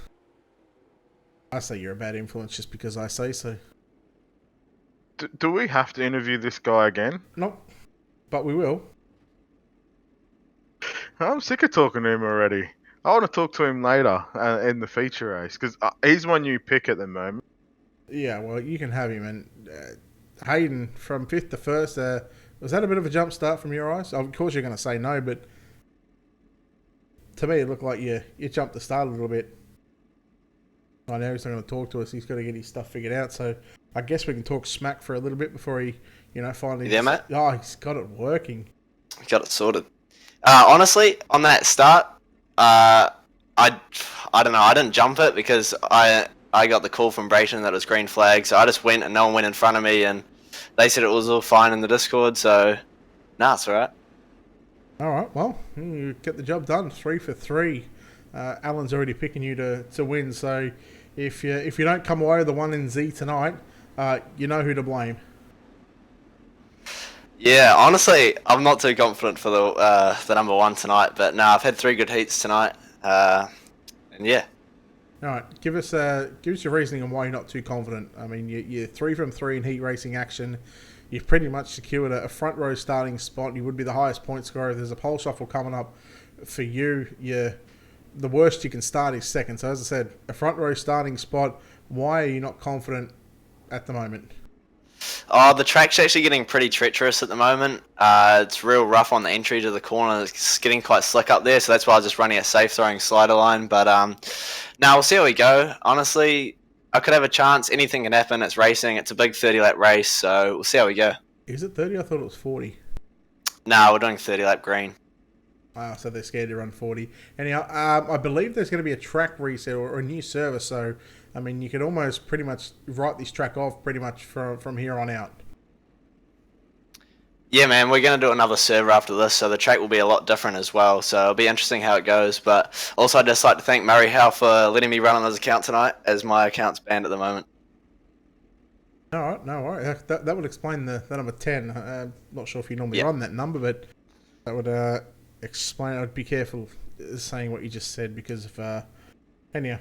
Sponsors again there for the 3rd time. Why not? Yeah, I'd just like to thank MP Sim Sports for the car, and Brett and Matt and Peter for all the setups, and yeah, massive thanks to Brayton and Harry for putting on this event. It's been an awesome night so far, and looking forward to the rest of the night. What about us? We've spoken to you 3 times already. Yeah, I was just about to say, mate. Thanks for the live stream. Really appreciate it. There's actually quite a lot of viewers tonight. There's about 60 viewers, so shout out to everyone watching, and hope you guys enjoy it, and we'll try to put on a good show on the A-Main. All right, Alan's sick of talking to you. I'm sick of talking to you. Good luck for the rest of the night, bud. Cheers, man. Hopefully I'll see you later.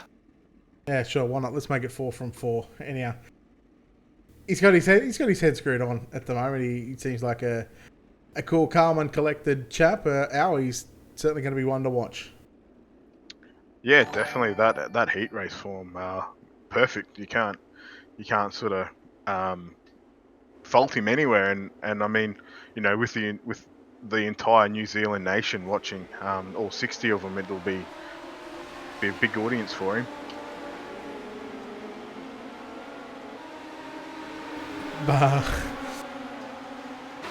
Keep an eye on Matt McCutcheon in this one. Yes, contact. Someone's around. I don't know who. We're going to watch Matt McCutcheon in the number 1 car. Can he finally get his act into gear and make something happen in this event and sort of be relevant come with the feature race later on tonight? But so far, with not having too good of a run, I dare say he's going to be stuck in either a B or a C main at best. Yeah, pretty poor performance for Minimac tonight. I don't think it's entirely his fault though. But the other person that in this one that had a perfect record was David Sanford. He's actually looked like he got caught up in some early heat lap problems and just dropped back a little bit. But Minimac definitely controlling this race. Yeah, Matt McCutcheon, your race leader into turn number 3 and 4. You're watching Harry Edwards sent back there in 2nd spot. Here comes a slider from Mitchell Piskalik on Thomas Paul. That is for 3rd. So Mitchell Piskalik now moves into P3. Thomas Paul into P4. And then we go back to the 5th spot. Run of the 146 car. That is Cameron McKenzie. Here goes Paul on the inside right through the middle in turns 3 and 4. Piskalik. He's had the door left open on the top side. Thomas Paul trying to fight back down low into turn number 1 and 2. Does he pull the slider? He does. And Piskalik will turn it back underneath him. Yeah, good team racing there. Those two boys obviously part of the MP Sim Sports, or racing each other pretty hard. So no team orders, which is quite interesting. It'll see if that plays out later on.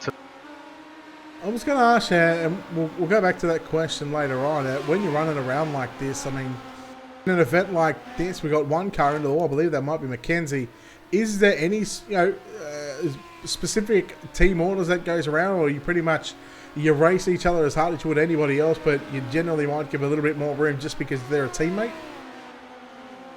Oh, look, if it's me running, I always sort of keep an eye on my team, and if they're quicker than me, I won't make it difficult for them. But when it comes to the win, it's I pretend I'm the boss and tell them to get out of the way. But no, generally not. I think you sort of make a note of where your teammates are and who they are, and you try and make life easier for them if they're quicker than you. But you definitely don't give them any favors or any spots just for giggles.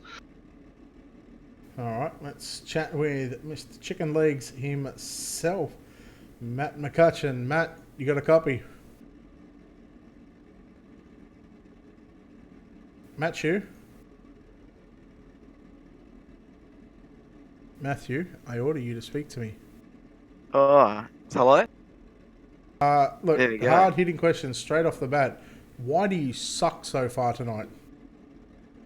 Oh man, I don't know. We've we had a pretty wild start, but we pulled it together for Heat 3. So yeah, no, that's all good. The Rush Sim Racing number 1 NZ machine got up on the lift and got the job done. So that was good. Horrible opening couple heat races for you. What was the difference in those opening 2 heat races compared to heat 3? Just starting further down the back, you gotta watch out for where you're going, and luckily we got a pretty far up grid. I think we're on the 2nd row or the 3rd row, so that definitely helps when you can get some clear air and let it loose. So by that response, you're saying you're not good in traffic? Oh, who knows? We'll have to wait and see in the feature because I'm sure I'll be pretty far back. So we'll see what we can do from far back. You're probably going to throw on a C or a B main first. Why is it that? And I say this with a tongue-in-cheek here, if you don't understand what I'm saying, I say this just being a little bit of a smartass. Why is it that you've just been given a scholarship, and congratulations, by the way, you get that scholarship, and all of a sudden you suck on dirt? What's the go?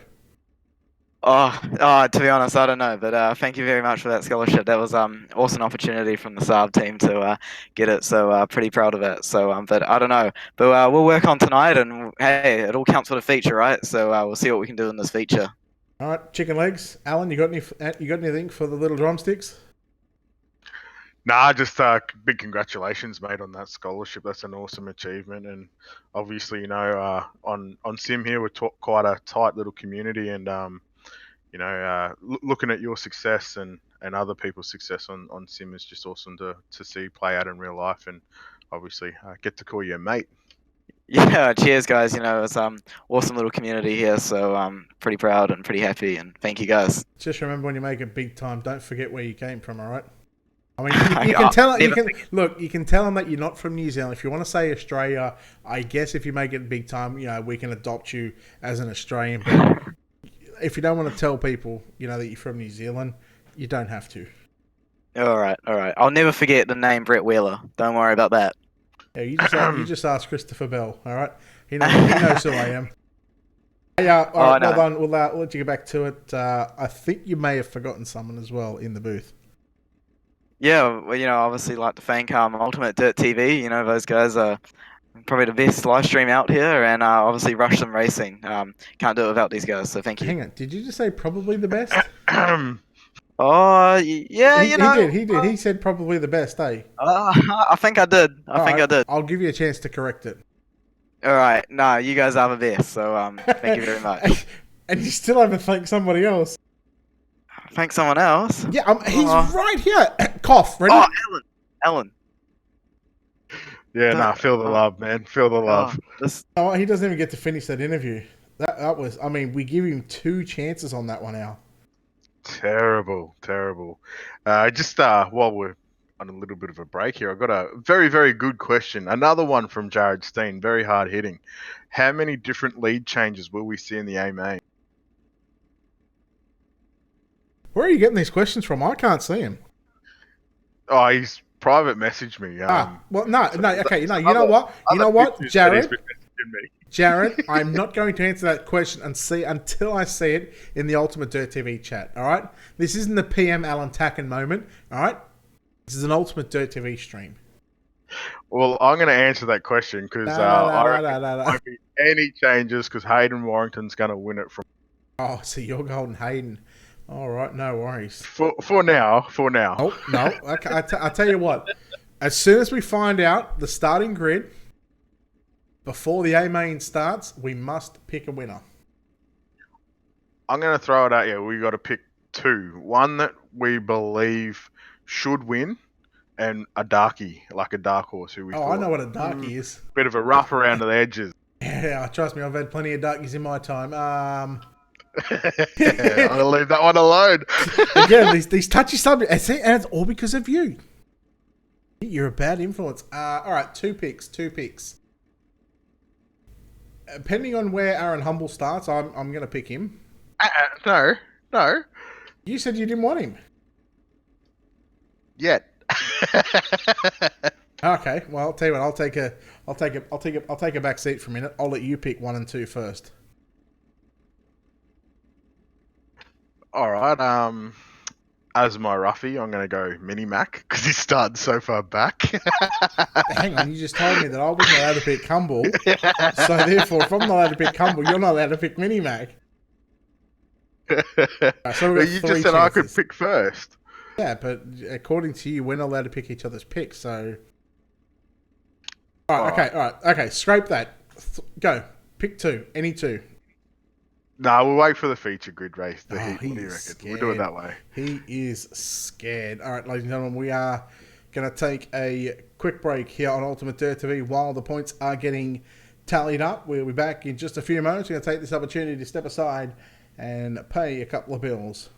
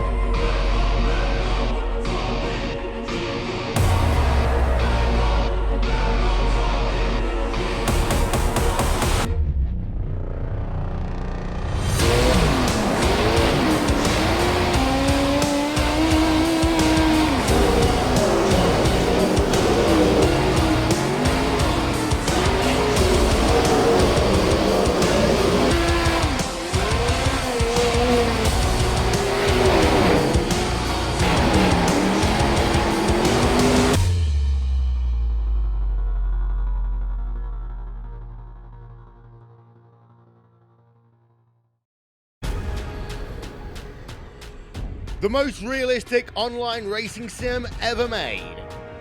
This is iRacing. Detailed laser scan tracks, fully dynamic real world cars, and over 50 series to choose from. 6 online world championships offering over $100,000 in annual prizes. This is the original eSport racing game. This is iRacing.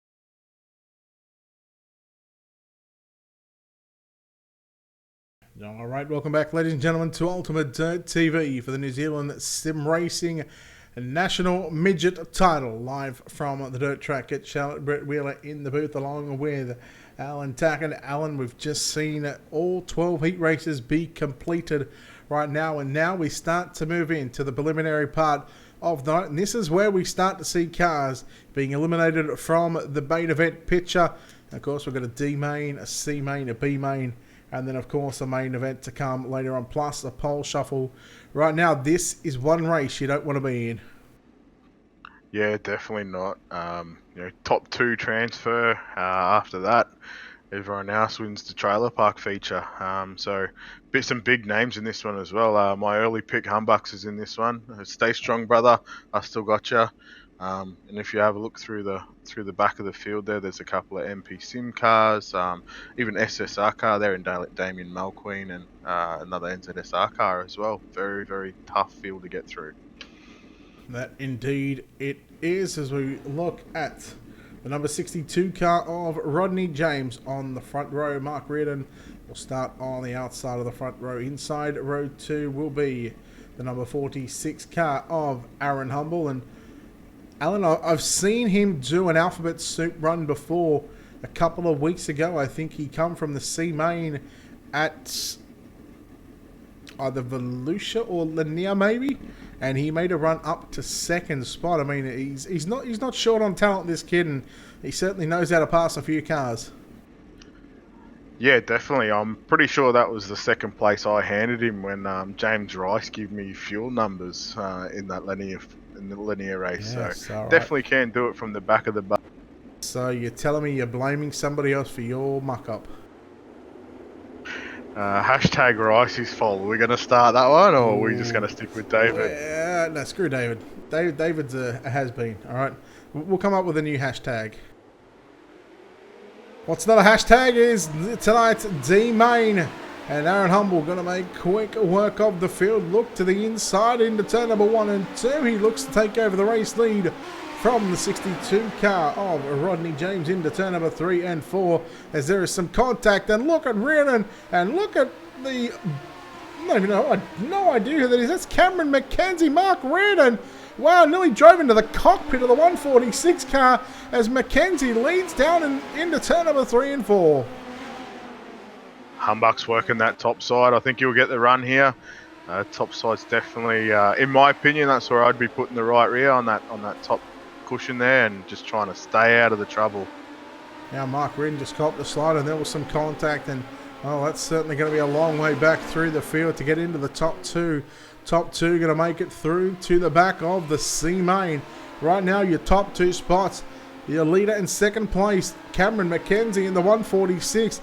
He is leading this D main, and I guess right now, if you're Aaron Humble, the mindset is just finish into the top 2 and worry about the C main when you get to it. Just finish this race and make sure you transfer. I wouldn't doubt that might be his mindset. I really think though, Brett, it's don't let Alan down. This is my time to shine.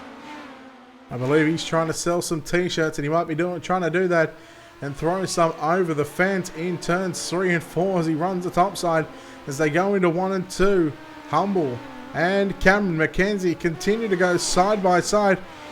Is this helping him right now, running side by side, or is it sort of slowing him up a bit, knowing that he's got a car on the inside and that's allowing the third place car, the 65 car of Harrison Cole, to catch up? Yeah, look, Humbucks would be probably out there thinking, geez, would you just go away and leave me run my race? I don't really want to race you. I don't want to wind up in the fence. But I'm sure they've got a lot of faith in each other too, running side by side. I've just seen too on the chat that it's actually the top 4 that transfer. So 4th place is on the bubble. All right, so let's take a look at your top 4. Of course, Aaron Humble, your race leader in the number 46 car. Second place is Cameron McKenzie. Third place is the 65 of Harrison Cole. And that 4th and final transfer spot in the 24 car is Damon Mulqueen. So he's going to clutch on to that 4th and final transfer spot. Can he hang on? We'll find out. Does Damon Mulqueen? He's got about 6 car lengths back to the number 62 car of Rodney James, who's battling right now with Mark Reardon as Reardon puts a slider on James. And James going to work back up on the inside. We've got a car in the wall back there. It looked like an MP Sim Sport car. Not too sure who that was. I just caught the tail end of it. But looks like the boys are starting to try and work that top side. Aaron Humble, now that he's clear, looks to be running a few different lines to see what's going to work for him, see if he can move through this C main into the B and then obviously into the A. Right now, with the gap that he's got, is this about just, maybe playing it safe and really, start to get a bit of R&D right now to maybe see what's going to work for him in the C main? Yeah, definitely. He'd be moving around that racetrack. A lot of boys would be watching this race going, okay, I think the top side might be working best for me. And Aaron's got to obviously come from the back of that C. He's got to find what's going to work and where he can move around on the racetrack and still be quick and move up. It's obviously key thing to know where you can pass and where another quick line is if you're getting held up. All right, well, look, we'll take this opportunity to have a chat with the driver that wins tonight's D main, Mr. Aaron Humble. And I'll tell you what, Alan, since he was your pick, I'm going to let you interview him. Are you there, Aaron? Copy. Mate, congratulations on the D main win. Probably not how you've seen your night pan out. Talk us through about obviously tonight and then your plan into the next main. Yeah, it didn't start. Oh, I started right, I guess. I got third in the first heat, but then kind of from there on, it kind of went a bit pear-shaping, getting involved with some other people's mess and a bit of netcode. So, semi-final 8 ball, then stuck in probably the worst main I've been in. But for my record, I go pretty good when I'm this deep, so we'll see what we Yeah, I'll leave that deep comment alone. But mate, obviously my pick for the night. I'm going to stick with you. When you're leading that D main, was it and you got a big lead where you're like, hit my marks, or I should have look around the racetrack to see what's quick? Sort of what's going through your mind? Are you thinking I've got to do this for Alan? What goes through your mind? Well, I would be doing it for you, but I heard on stream before you ditched me, you threw me in the deep end, and then I hear you taking your words back, and you're still backing me, mate. But yeah, no, in that main, I was kind of battling up top there. My car was looser than a goose, So went to the bottom. I was kind of testing some grounds, and then managed to find something that works. So hopefully, do some setup changes and see how far I can go in the B. You mean C? You... No, that was a C there. Oh, was it? I was told. Yeah, I'm not. Hey, I'm not that deep. I get that a lot anyway. Well, mate, look, congratulations on the win, and from my point of view, I hope you move forward, and we see you in the A. You're definitely one of New Zealand's better drivers. But mate, before we let you go, who puts the fuel in the car, who changes the tyres, and obviously gets you to the racetrack. Yeah, just thank everyone that's kind of supported me and given me tips here and there, and you guys for putting a stream on it, and Harry and Braden for putting this together. It's not easy. With about 50 cars there, so we'll see what we can do in this race here, and hopefully we can put it into the show. I'm sure you will, mate. And good luck for the rest of the night, and look forward to talking to you when you're on the top step of the A main. Well, last time you backed me, I went pear-shaped, so you should probably not be backing me for the speed, man. Hey, give me some good luck. Hang on. You just told him not to back you, but you're giving him grief. You're giving him stick about him taking his pick back. Geez, you Kiwis are a bit of a rough around the edges. Yeah, this night's got me a bit more emotional than a 13-year-old on a period, eh? So, what do I do? And again, because she's underage, we'll leave that comment alone. We're going to move him out before we get in any further trouble. Jeez, I thought my comment earlier about Kurt Cobain's ceiling would have got me into trouble, but that's just taking the cheese, hasn't it? And again, cheese and 13-year-old girls are not where I anticipated this conversation to go. A B main up next, and again, this is going to be cutthroat stuff. Again, this is the last chance for these drivers to make a run at tonight's feature event. Yeah, again, some big names in this one. It seems like there's going to be a few guys that, we probably would have tipped to make the A early on. We'll be sitting the A main out. But that's racing. It all comes down to accumulating points, and if you don't do that well through your heats, you dig yourself as Humbuck said, a deep hole for the rest of the night. Yeah, something that he certainly got as well. Again, we're looking at the 22 car of Caleb Beecroft, who's sitting on the racetrack.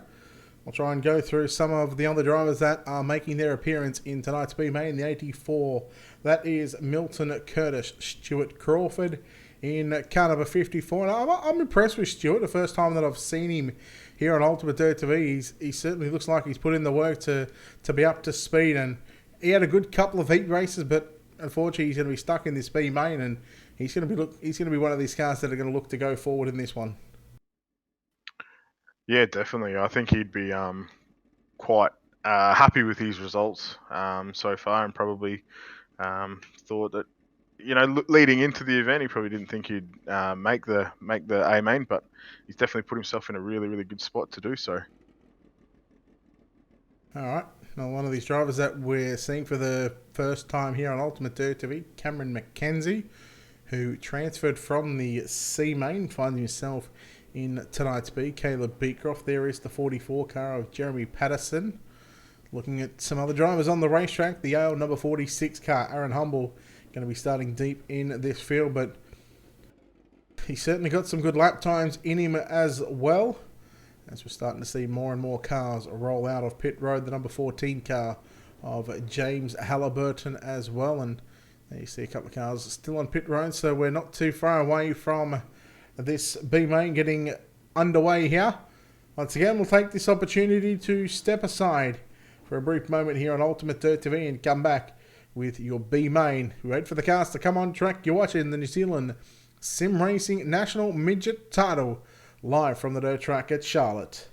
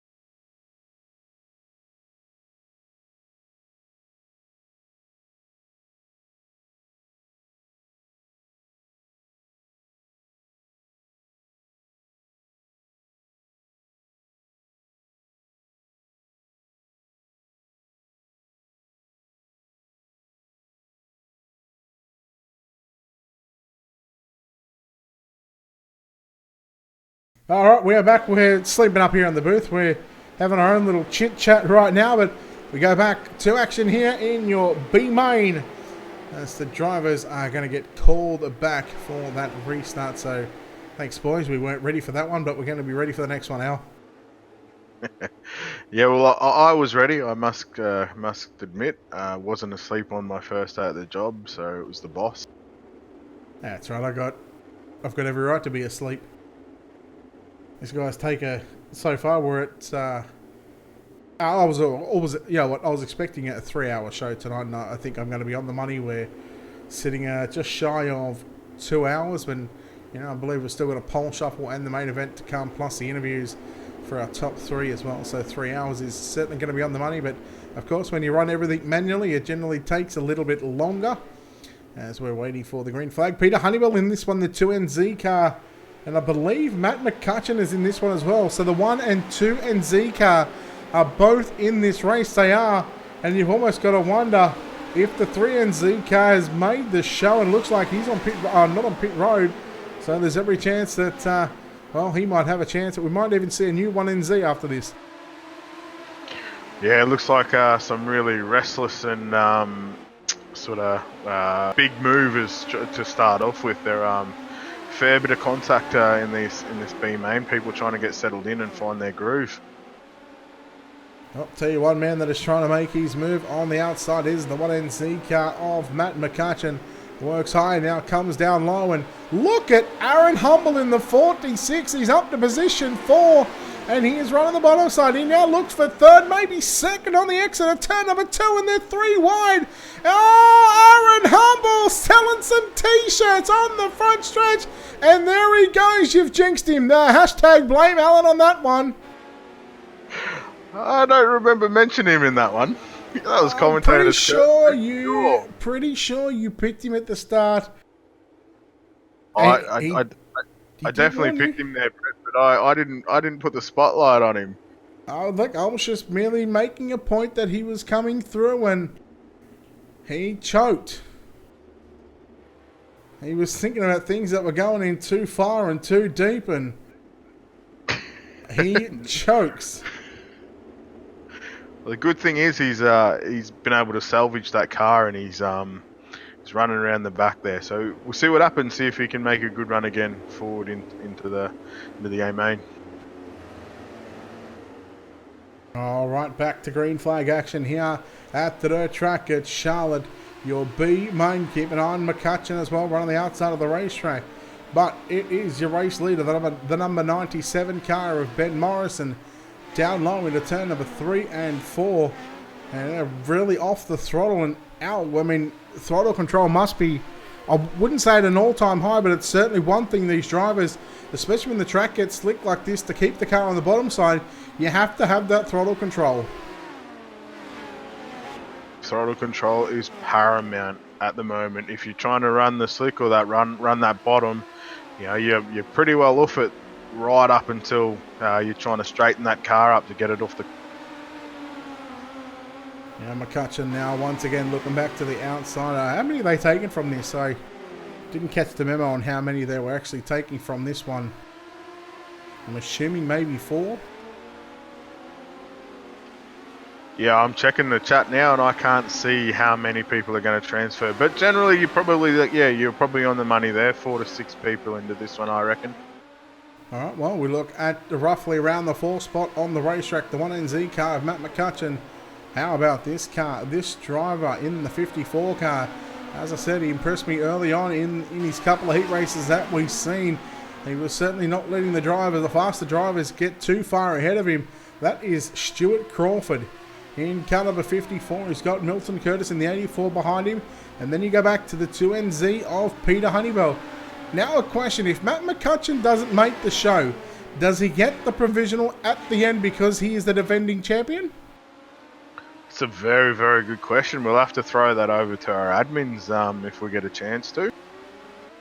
See, and this is why 60 Minutes are under all sorts of pressure from myself and Alan. We are throwing out the hard-hitting questions. As here comes the 1NZ car of Matt McCutcheon around the outside on Bailey Clive in the 144. Clive continues to work low into 1 and 2. As we watch Matt McCutcheon really work the top side 1 and 2. He goes down low into 3 and 4. I wouldn't have thought that maybe he might have just stayed up top, because right now that certainly looks the fastest way around this racetrack. How are you seeing the racetrack playing out right now, Alan? Yeah, definitely. If these boys can hit their mark on the bottom, they are very, very quick. But it's such a tricky line to run. If you slide up into that slick at all, you run onto the straight as compromised because you can't get on the gas as quick as the other boys can. All right, Ben Morrison, your leader from Matt McCutcheon in 2nd. 3rd, Bailey Clive. 4th is Milton Curtis. 5th, you're looking at Peter Honeywell. Then you go back to Stuart Crawford in 6th. 7th is Caleb Beecroft. 8th is Aaron Humble. So, I mean, again, it all depends on the number of drivers that we take, but looks like the checkered flag has just been thrown. So I just got confirmation, 8 people transfer from that B main. So if you're saying that Humbucks has finished 8th, he's made the big dent. He's in. He's getting ready to boogie.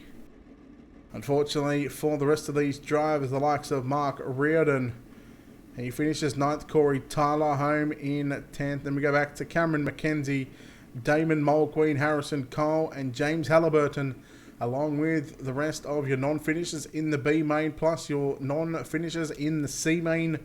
Those drivers are going home. Their New Zealand Sim Racing National Midget Title campaign is over, as we have locked in our 24 cars. I believe this is 24 starters for tonight's main event. Who comes out on top? We've got a pole shuffle up next, and then of course we'll have another quick break, and then we'll have the new server for the main event. Again, we'll take this opportunity to step aside here on Ultimate Dirt TV, and in fact we're going to chat with Ben Morrison just because he won the B main, and we'll hope that he's not chit-chatting away. Ben Morrison, got your headset on? Yep, sure do, man. Not a race that you'd particularly like to be in, but nonetheless, you got the job done, and you lock yourself into the main event. I guess that's step 1 complete. Step 2 is to pass a lot of cars and go to the front in the main event.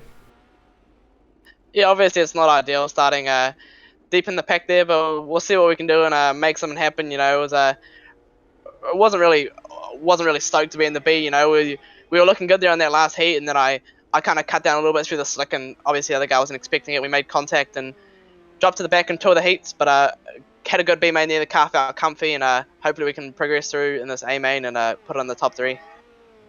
What's going to be the game plan, knowing that you're starting deep in the back of this field? I think about 17th spot. I think if we're taking 24, but I mean it's a long way back, and there's going to be a lot of good drivers in front of you and behind you. What sort of game plan are you going to have going into the main event later on tonight? Yeah, I'm not really too sure on my game plan. It might just be like the stamp and send it, or I could play conservative. You know, there's going to be 30 green flag laps. There's going to be a lot of cautions through there with people, you know, trying to get to the front quick. So it might just pay to hang back and just pick off the occasional one and get to the front at the end, or I could just lick it and send it and just go for a straight.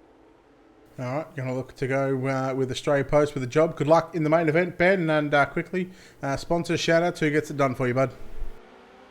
Oh yeah, massive thanks to Pinnacle Sim Racing. Such an amazing team, great bunch of guys to be with, and the sponsors that help us out. We got Sim Drive, Stay Wide Forklifts, BK Designs for making the cars look great. Cheers. All right, there we go, Ben Morrison. We are green, I believe, in the B dash. I'm going to say it a wild yes. Brayton Davis and Harry Edwards. James Robbie got turned. Oh no, by Aaron Hatton in the number 40 car. As we are going to stay green for the moment. Sam Waddell now up to position 3. Harry Edwards rides in second, and Brayton Davis in your race leader. And wouldn't this be an absolute bell ring of a battle between Davis and Edwards? Both good friends off the racetrack, and the brains behind New Zealand Sim Racing. Nah. Brayton cutting to the top side. He was running quite comfortably down low. I think he might have seen Harry in his mirrors that he probably doesn't run. Come up and start making a move on that outside. But check out the bounce on that front end of Brayton Davison's car as he enters turn. All right, well, I'll tell you what, we'll keep an eye on that as we go on board with the Black Diamond Motorsports onboard cameras with your race leader, Brayton Davison. You said keep an eye as they go into turn number 3. And just look at it. You can hear it. Ooh. He's really off the throttle. Really got on the brakes and in turn 3 and 4 just to keep it in the slick, down off the slick part of the racetrack. So Davison still leads from Edwards. Waddell back there in 3rd. James Robbie back there in P4. Then you go back to Aaron Hatton, and I'm not even sure who the final car was in this one, but Davison going to lead off turn number 4, and I dare say that this B dash is complete right now. Brayton Davison going to get the win from Harry Edwards, and I believe that might start from position 7 to 12. Yeah, I'd say that would be correct, Brett. I think Brayton's trying to move as far forward as he can to try and keep that 50k in his back pocket, not anyone else. Me? Let's start. Yeah, you. That's who we're going to talk to. All right, explain to the viewers just quickly what that B dash was. Now, I'm assuming that was a B dash. Yes, it was. So that is basically just to sort the positions from 7th to 12th. Oh, geez, I am good. Now, hey, I had a question, and this is a hard-hitting question. Get ready. You sitting down? Because I am. Oh, God, here we go, yep. Had Minimac not made the feature, would he have gotten a provisional at the back because he's the defending champion? Oh, well, I hadn't actually thought of that, but it probably would have been a good idea to say yes, but I probably would have said no since I didn't plan on it earlier and I can't really just add rules. But it's a good idea and I'll probably take it for next time. Why not? You add that Australians can't run, so... May as well. Alright, A-Dash going to be up next. 6 laps, position to sort 1 through to 6? Yeah, it's a pole shuffle instead, so 1v1s all the way up till the top. I know what a pole shuffle is, mate. Alright. Yeah, Not silly. just telling your viewers. So now you're saying my viewers are stupid. Oh no, I'm going to be called out now. Do you want to know the lineup for the pole shuffle, Brett, or you got it? No, I haven't got it. I'll just watch and see who comes out on the racetrack. Alright, well, your top qualifiers, Hayden Warrington, then David Sanford, Mitchell Piskalik, Cole Morrison, Ben McSweeney, and Brett Junior Morris. That's your order, so there you go, guys. I only remember 2 out of that one. 24 start the feature, correct? 20 starting the feature. 20 starting the feature. Why is this on Harry Edwards? Harry Edwards is not talking. Anyhow, good luck. Alright, cool. Thanks, Brett. Get out of my booth. He's good fun. I always love putting crap on these NZ guys. You still there? You falling asleep on me? And tell me you're falling asleep. No, mate. No, I'm still here. I was just waiting for you to cut over to us, but no, they're a good bunch of guys. They work hard at what they do with their own leagues, and it's always good fun racing with them. And working minimum wage, we hear. As I said, he's putting up 50k. Oh crap, we're going green, I believe. We are the first of 5 pole shuffles. It is Brett Junior Morris and Ben McSweeney. Loser starts position 6. The winner will advance to the next pole shuffle race. And Brett Junior Morris going to lead down into turn number 1 and 2 here on the opening lap of the opening pole shuffle. The first of 5 pole shuffle races. And again, that front end really bouncing down into turn number 3 and 4. They both kept it down low. McSweeney now still sitting in that second spot. He's got 1 lap to make something happen, but Brett Junior Morris just rails the cushion in turn number 1 and 2. He cuts down low into turn 3 and 4. Brett Junior Morris, he's going to continue on. Ben McSweeney will start position number 6. Yeah, that was a good battle there, OPR v OPR. Same setup, you can imagine. So yeah, well done to Brett. Brett looked most comfortable though on the top. He didn't really look like he was comfortable. Well, I'll tell you what, I'll let you have this pole shuffle as Cole Morrison comes out onto the racetrack. So Cole Morrison and Brett Junior Morris rolling out of 4. Cole's gone with the inside line, like we've seen Brett go with in the first pole shuffle. We've got, as they jump into turn 1, Cole Morrison takes the lead with a slide job. Brett checks underneath him, and we're even heading down the back straight. Brett going low. Cole hitting the cushion. Let's see where they come out, and it looks like, oh, that was pretty even coming out of turn 4 there, as the boys stay with their lines there. Up top is Cole, down low Brett, and unless Cole makes a massive mistake, I believe that he'll take this one out from Brett. Brett will start the feature out of P5. Wow, didn't see that one coming, not gonna lie. And out rolls the MP Simsports number 191 car of Mitchell Piskalik. He will take on Cole Morrison in car number 36. Piskalik going to move to the inside, and they're going to make their way green flag off turn number 4 this time by pole shuffle race number 3 of 5. As Piskalik got a good jump on Morrison. Down low into 1 and 2. It's going to be a slider line from Piskalik. Morrison going to stay low on the exit of turn number 2. They will both rail to the top side into turn number 3 and out of turn number 4. It's Mitchell Piskalik. Right now we're seeing the driver that comes out onto the racetrack be victorious, but we've still got 2 turns to go. Morrison got a big run on Piskalik into 1 and 2. Had to get on the binders, and Piskalik goes down low. Morrison, one last chance on the top side. Can he get it done? Out of turn 4. Holy cow, pick that one, Alan. Very, very tight. I'm actually going to go with Piskalik on that one. What a mouthful that last night. Yeah, got every letter in the alphabet in that one. And Piskalik going to stay on the racetrack. And out rolls the 71 of David Sanford. This one is all yours, Alan. As you said earlier, we got Sanford and Piskalik. Let's see if Piskalik can break the trend of the new guy coming onto the track getting the W. So just look to push forward into that top row. They go green out of 4.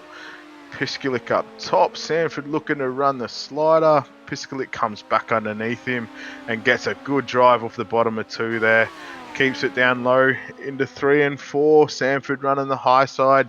Sanford looks to be getting the run there. It seems like the top is working good through 3 and 4 and the bottom on 1 and 2. But Piskalik, as we said earlier, just slipped off that tacky stuff into the slick and lost a lot of momentum there. But as he tries around turn 4, but just not enough. Sanford too good, progresses into the next round, and Piskalik to start out of 4?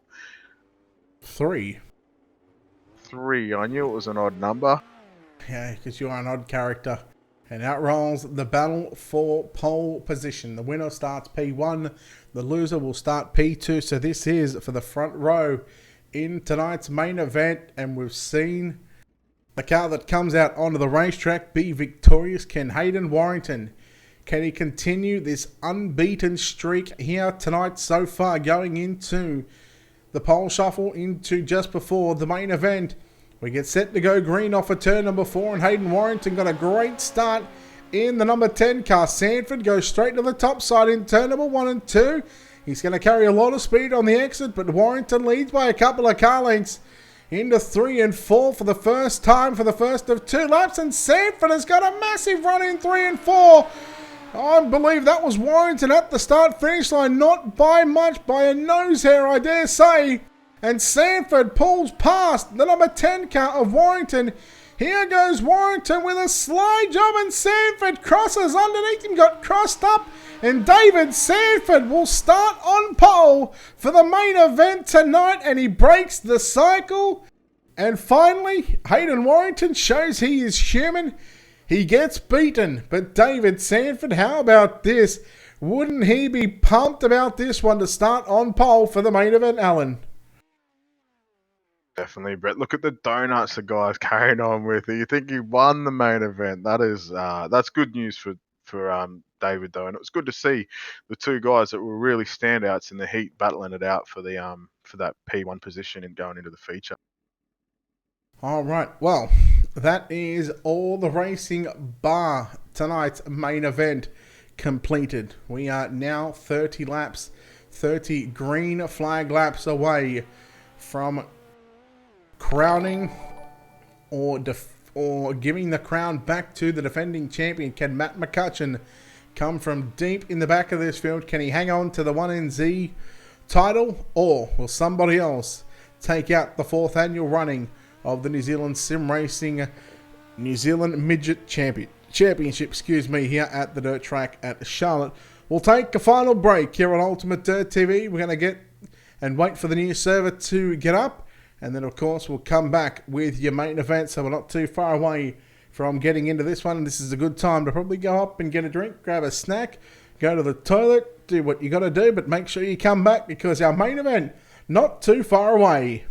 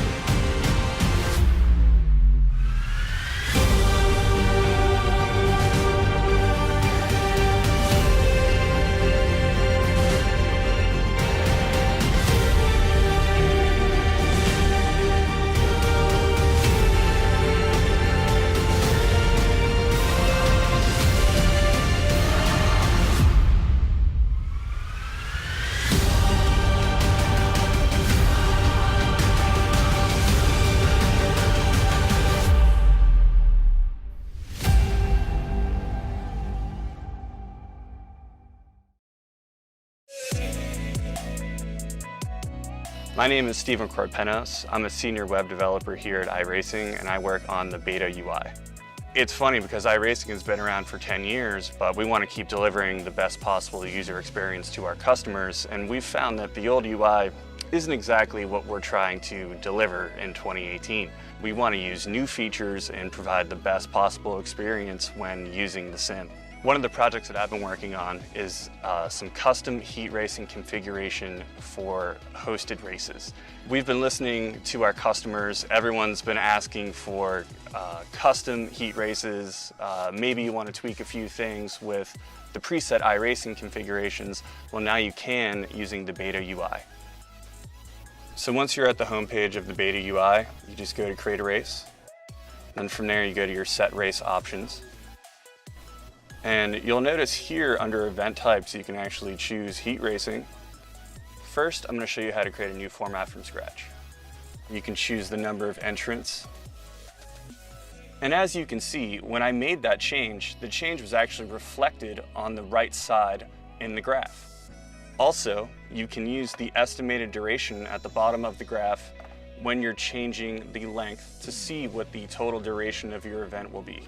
In addition, you can customize every aspect of the session information, practice, qualifying, heat races, consolations, and of course, the final feature race. Because the beta UI allows us to develop features that are robust and complex, this feature will be exclusively available on the beta UI. Once you've made all of the changes, you can hit save. Say you forgot what you selected. You can always preview it using the preview format button. We are very excited to release the brand new heat racing configuration feature that will be available in Season 3 of iRacing.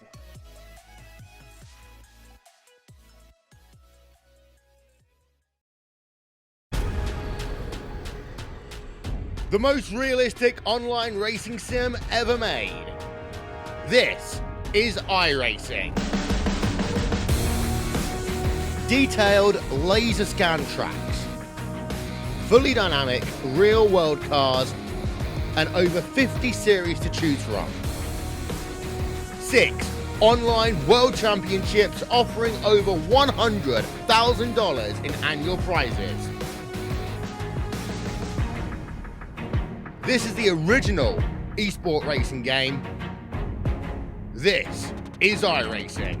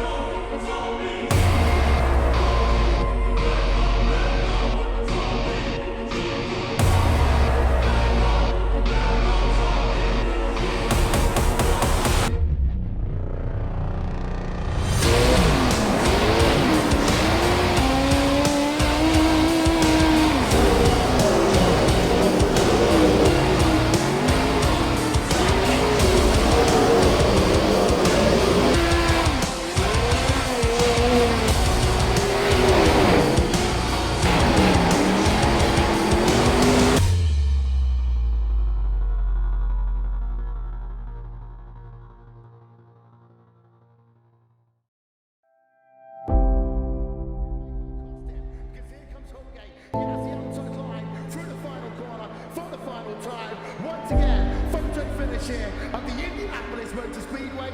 Will it be Tim Hogan? It's going to be Christopher DeMerritt.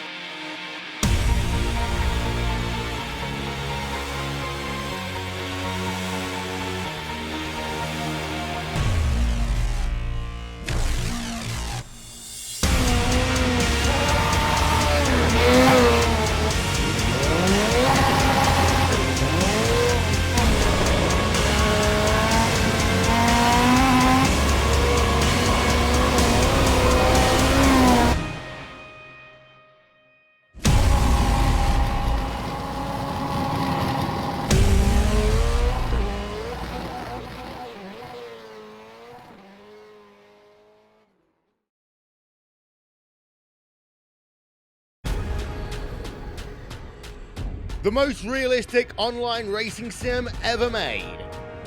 This is iRacing. Detailed laser scan tracks, fully dynamic real world cars, and over 50 series to choose from. 6 online world championships offering over $100,000 in annual prizes. This is the original eSport racing game. This is iRacing.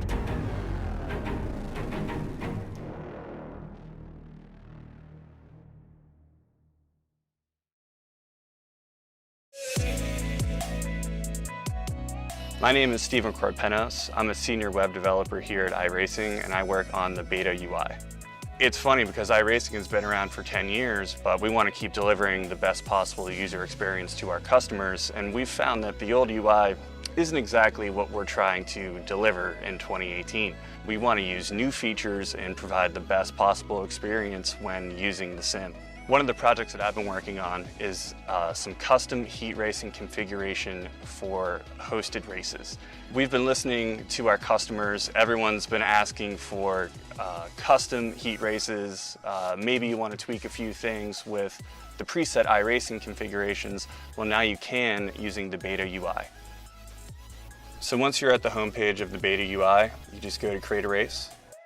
Then from there you go to your set race options. And you'll notice here under event types, you can actually choose heat racing. First, I'm going to show you how to create a new format from scratch. You can choose the number of entrants. And as you can see, when I made that change, the change was actually reflected on the right side in the graph. Also, you can use the estimated duration at the bottom of the graph when you're changing the length to see what the total duration of your event will be. In addition, you can customize every aspect of the session information, practice, qualifying, heat races, consolations, and of course, the final feature race. Because the beta UI allows us to develop features that are robust and complex, this feature will be exclusively available on the beta UI.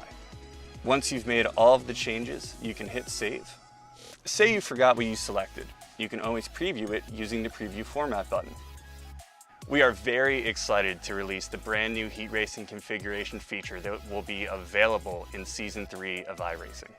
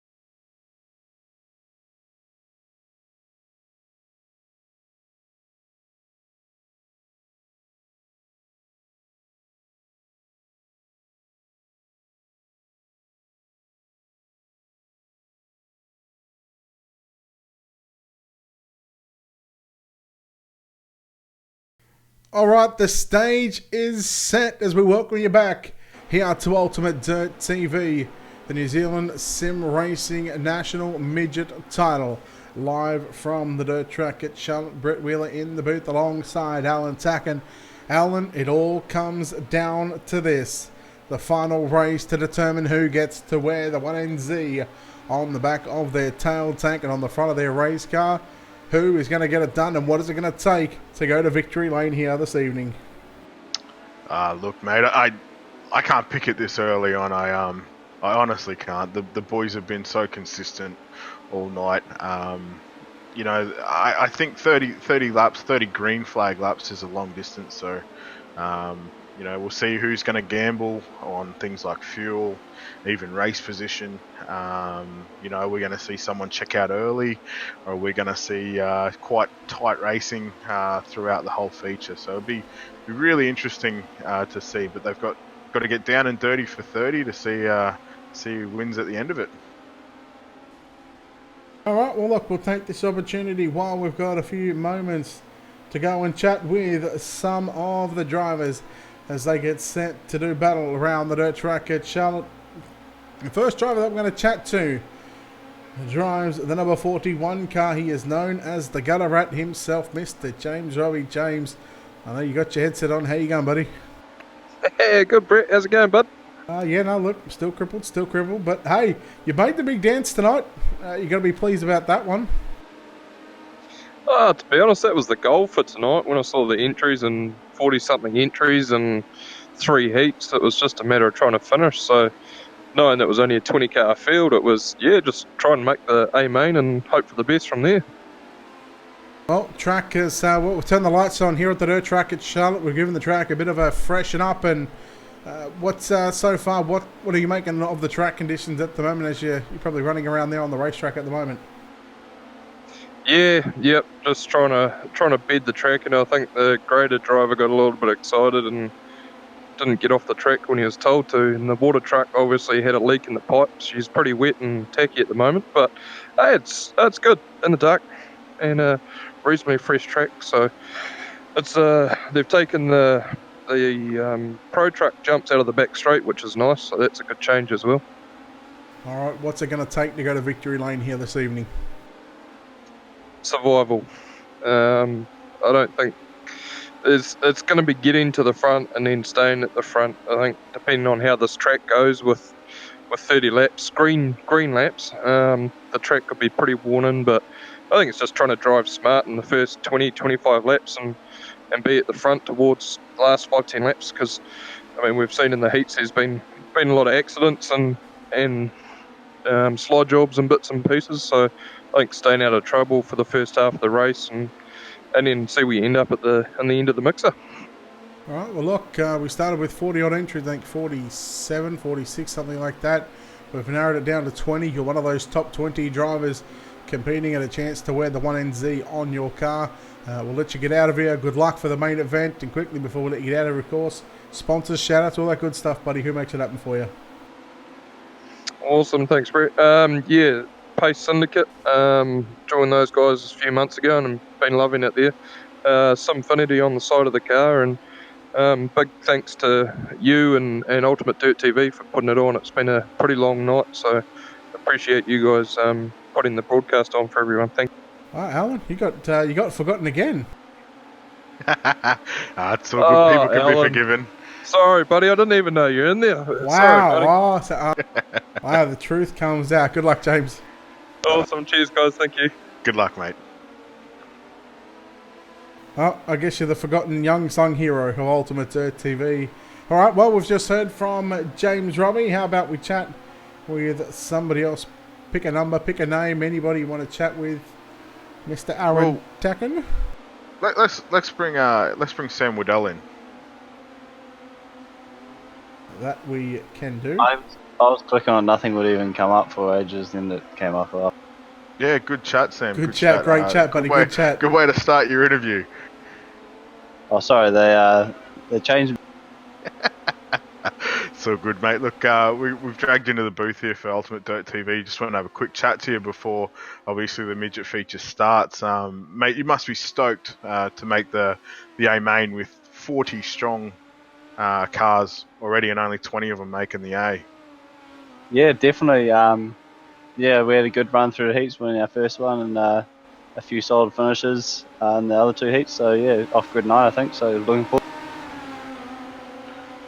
What was the goal heading into the night, mate? Was it to make the A, or get as far forward as you can? Like, what realistic goals did you set yourself?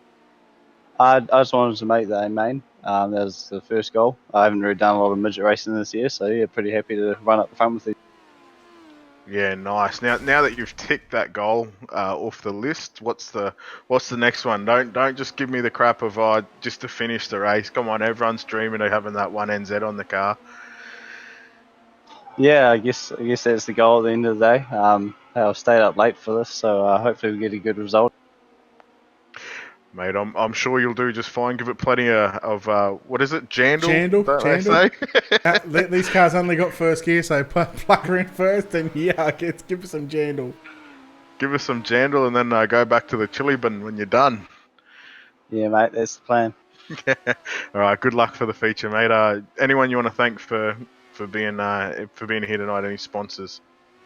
No, I got no sponsors. I do it on my own, but I'd just like to say a huge shout out to Elliot and Theo and Fergus and my good friend Chris Galling for all this support. Awesome stuff, mate. Well, good luck for the feature race. He's already gone, so we'll move into our next driver. Hopefully he's got his ears on. Cole Morrison, you got a copy? Yeah, man, sure do. Hey, bud, you made the show tonight. You got to be pleased about this one, but there's still 30 long green flag laps ahead of you tonight. Yeah, exactly. It's a long stint. There's always a couple bangers in there, but yeah, no, as long as you stay clean, I think you have a good chance at a 1-2-3. Track's had a bit of a rework from the heat races and the preliminary mains at the moment. What are you making of the track conditions, what you've been served up here for the main event? We're currently just running in the track, so the bottom's starting to glass up, which is cool, and then hopefully in a couple of minutes we'll be able to get it to a point where it's good for the feature and have both lanes going. Earlier on in the night, when we're in the daytime in Server 1, those opening couple of heat races was starting to get a little bit racy. Is that the way the track is starting to get right now, or are you guys planning on running this out for the full entire duration of the warm-up session? I think we'll just get the track to a point where it was sort of near the end of Server 1 because it was real good there. The bottom and the top was relatively even, so we'll just run it into a point where we think it's good. All right, well, look, you've made the show for the New Zealand Sim Racing National Midget title here at the Dirt Track at Charlotte. Congratulations on making the feature event. We'll let you get set for the main event here in a few moments' time. Any sponsors, shout-outs, anyone that you'd like to thank that, while we've got you on air? Oh, just cheers to you, man, and all the boys who set this event up. It's pretty cool, to have it live streamed, and actually quite a lot to run it. Like, it's just as much as real life, really. Like, it's a bit of a pain with computers and whatnot, so it's real cool that everyone gets into it and stuff and makes it a good night. All right, good luck in the main event, Cole, and let's see if you can put it up the front.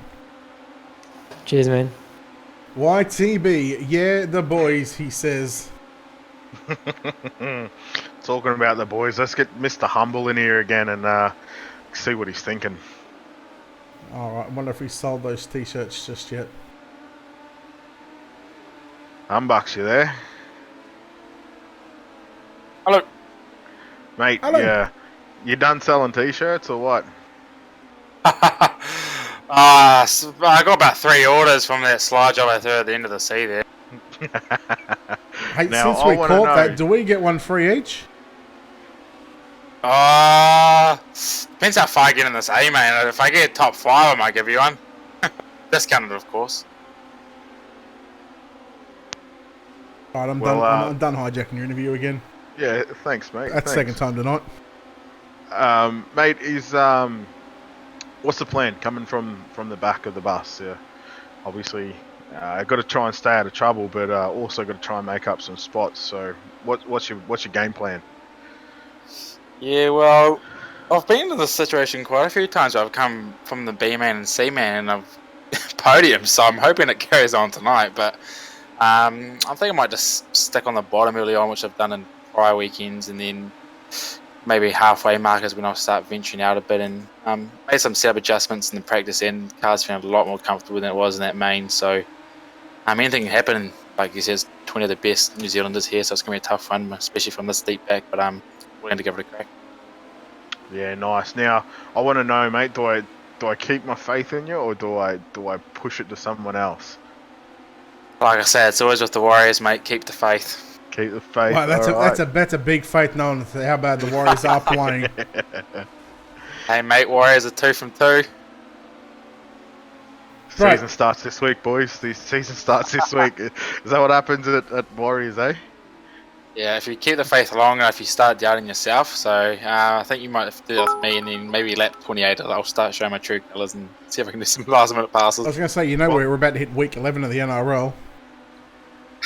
Hey, New Zealand's a bit behind time here, right? It's about round 2 for us, and we're 2 from 2, so round 3 might be enough for a couple more rounds until we get a win, but hey, wins a win. Well, I'll do you a favour, mate. I'll pick someone else, but truly deep down I'm going for you, alright? We'll keep that commentator's curse off you until the very end when we interview when you get P1. Yeah, take off me and just put on about 29 other guys, 19 other guys, and then I reckon I'm in for a shot. Alright, I'm going for everyone but Humbucks, alright? I'm just putting it out there. That's my tip. Everyone but Humbucks. Sounds good. Cheater. Alright, mate. Well, good luck for the feature, and hopefully we talk to you again in Victory Lane. Yes, cheers, boys. He's always a character, Mr. Aaron Humble. We are going to take just one quick break here on Ultimate Dirt TV. In fact, we're going to bring in one other person. He's already joined me. Joining me. We welcome Mr. Harry Edwards. Welcome in. I believe you've got something you want to say. Oh, okay, so iRacing's been iRacing at the moment, and we're having a few problems. We set up all the grid for the feature and everything, and it's not letting a few people join the server. So we're gonna have to make the server again, and we're gonna have to join it again, just because those people cannot join. So sorry for the delay. So sorry. It's annoying to iRacing being iRacing, but really out of our hands. Harry, mate. It's about making improvements, not excuses. Oh yeah. If I could fix it, I'd do everything I could to fix it, but it's kind of out of my league. Out of your league, Oh, huh? well. Considering that we're in your league, it's a bit of a wild a bit of a wild statement. Yeah. Just going off the side of that, you made the show, made the main event. You got to be thrilled about that one. I know. I made a show. I couldn't believe it. Yeah, I went in the show pretty nice and easy this time. I didn't have to go through the bloody the alphabet soup. So I'm happy about that. We went straight into a B dash and we went straight into it basically. So I was kind of happy. Normally you don't get past the D main from what I've seen. So I mean, this is a real big improvement. Is that because you're now at Rush and you got all these fancy stuff underneath you? No and yes. It took actually a bit of while to actually learn on the new gear because it is really nice gear, but to be honest, it doesn't really make you any faster. Just to clarify that this is the sim gear, by the way, he's talking about. Us Australians can get gear differently.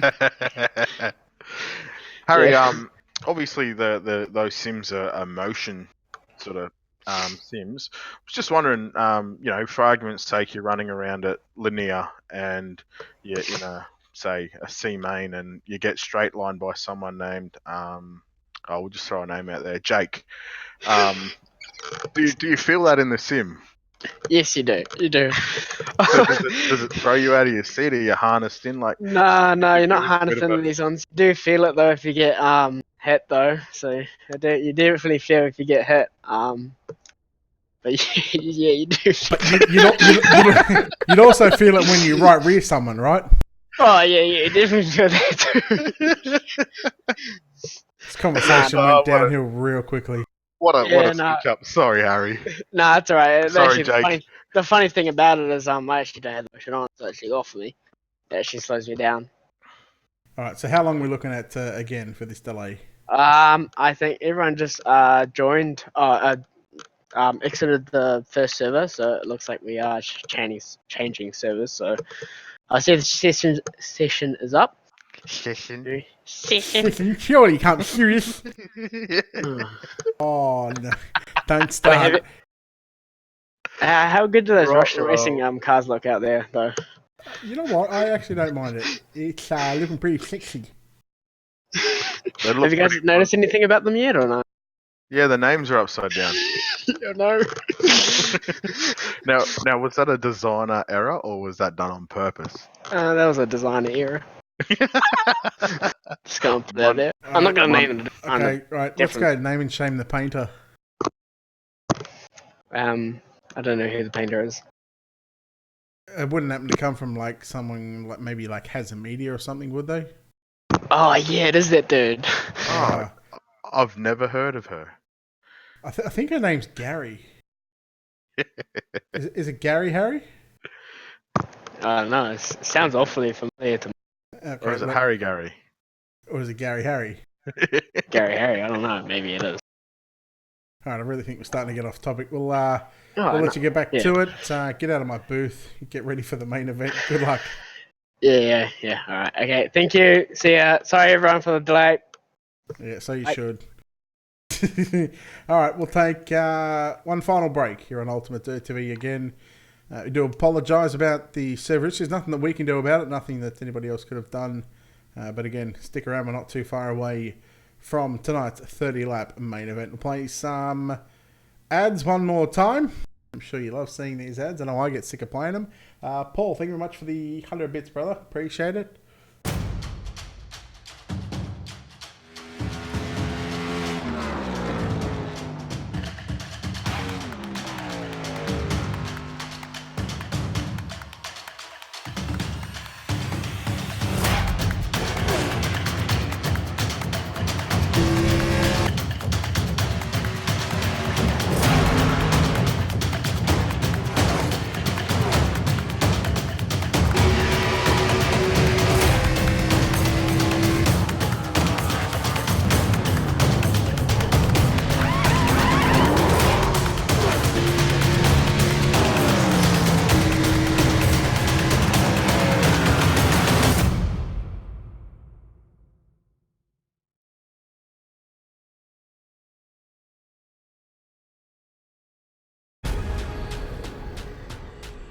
The most realistic online racing sim ever made. This is iRacing. Detailed laser scan tracks, fully dynamic real world cars, and over 50 series to choose from. 6 online world championships offering over $100,000 in annual prizes. This is the original eSport racing game. This is iRacing.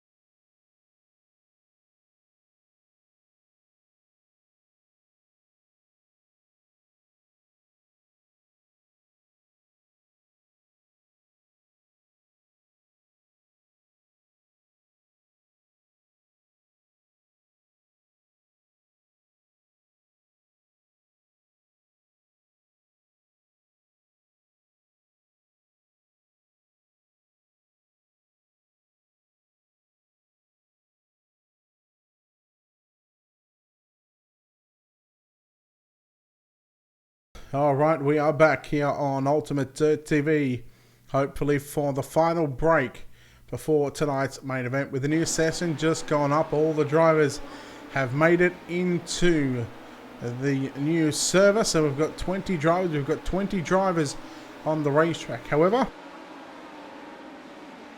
what we are going to be doing, we are going to be running this warm-up session out. So we're going to be letting these drivers run this out for 10 more minutes, and then we are going to get into tonight's main event as we're in the booth alongside Alan Tack. And Alan, we are 10 minutes away from getting this feature event sorted as we come down to the final 30 laps. It is put up or shut up for some of these drivers tonight. Yeah, exactly right, Brett. These guys, yeah, it's time to stand up and be counted, or put it back on the trailer and go home. There's some guys, obviously, to watch coming deep from in the pack. We mentioned him earlier, Aaron Humble. You know, some of these guys that we probably thought should have been starting further up, and then you've got surprise packets like Sanford. You know, he's put it on the top step for the feature. So, you know, be interesting to see how this all plays out. All right, so again, we do apologise about the delay, but there is nothing that we could have done. Of course, they've had to put another server up, and this is the final server to go up. We're going to chat with a couple of the drivers. Once again, we'll chat with the defending champion of the 1NZ car. Yeah, we're going. Yeah, we're going, right? We're going to be having a chat, buddy. Good chat to start it off. Matt, again, we're 8 or 9 minutes away from rolling this main event underway. Thoughts going through your mind, and you know, what's going on behind those chicken legs? Oh man, we're just hiding the hot dog. Nah, we're just doing some fuel runs right now and just seeing how the carber handles with a bit more fuel. You know, these cars are a bit more wild when you've got 17 or 19 gallons. So we're just trying to sort that out now and try and get a nice setup for the feature because we're starting pretty deep. Did you say hiding the hot dog? Hot dog. Apparently it's some keyword for hot set or something. I don't know. I thought he said hot dog too. Yeah, I was gonna say mind go behind those chicken legs and you're hiding the hot dog. Whoa. Well, settle down. You're the one that's hiding the hot dog around here, not us. I mean, all right.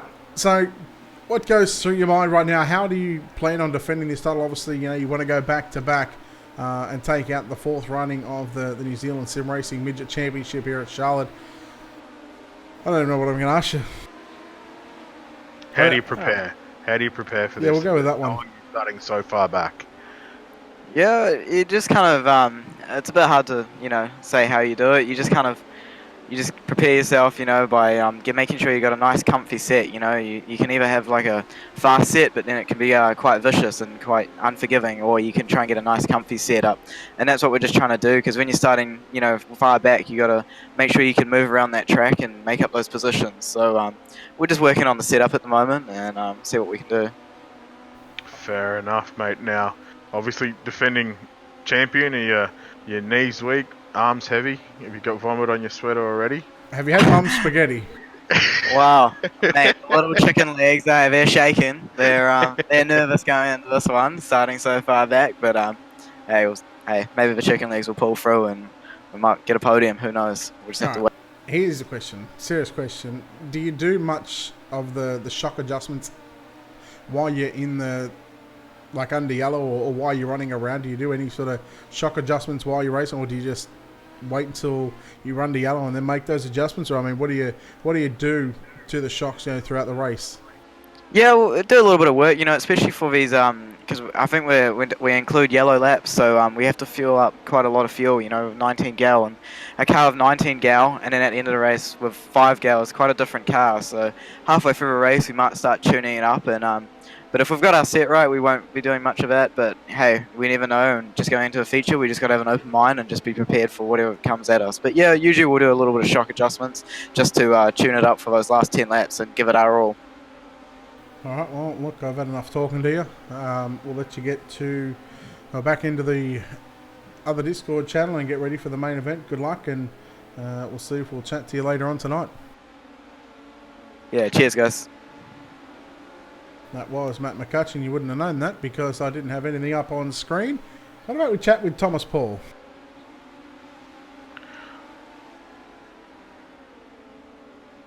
Thomas, Brett Will in the booth, got a copy? Yeah, I do. You got a nice job on making this 20-car field. You got to be stoked about that one. Yeah, pretty happy to actually be here first and to be starting mid-pack. It's better than I thought I would be. Oh, I should have said you would have been chuffed, eh, bro? Oh, maybe not. All the 30 laps around this place. It could seem like an eternity, but in saying that, on the other end of the scale, these laps could tick off very, very quickly if you get these long green flag laps in. Yeah, it could be some quite long green flag runs with fairly full tank of fuel for tonight. So be interesting to start with, but should get racier towards the end. All right, I'm going to move you out here because you're going A main racing, and good luck, buddy. Righto, cheers.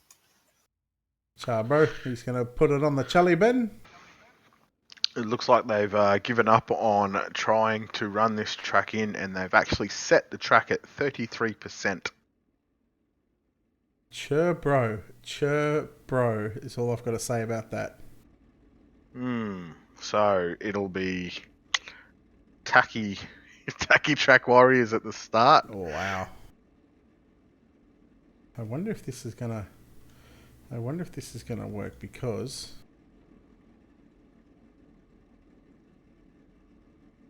now this may work. Again, this is the lap counter. Of course, you can see that down the bottom left of the screen. Now, our Black Diamond Motorsports starting grid is not going to work because David Sanford, who is scheduled to start on pole, is lining up out of P8. So I guess they're going off what might look like times from the warm-up session. They'll go around twice behind the iRacing.com official pace truck. But Alan, it's the time of the night we've been waiting for. Our main event is not too far away. That's right. As you said earlier, it's time to stand up or shut up. These boys now, so drive around and probably just trying to feel where the race car's at, where there's a lip, where there's any bumps, just to get themselves all sorted for the first 10 laps. Did you say lip? Yep. Yeah, well, there's some young kids in there. There's plenty of lip out there, no doubt about it. You knew that was coming. I rack 'em, you stack 'em, mate. Okay, no worries. Well, I thought we were playing pool for a second. We playing 8 ball or 9 ball? Pocket pool. Anyway, let's get back to racing. I'm snookered. What do you mean get back to racing? We're like, these guys are just pacing at the moment. Yeah, pacing at the moment on iRacing. All right, now we haven't gone on who our picks are. You know what? I'm gonna stay true. I'm gonna stay with Humbucks. Did I pick McCutcheon at the start? You did. Oh, you know what? Screw it. I'll go with him. We'll stay with our original picks. How about that? Yeah, until the last corner. Yeah, I'll wait until I get to like turn 1 on the last lap, unless it's a really tight battle, and then I'll call it at the start finish line.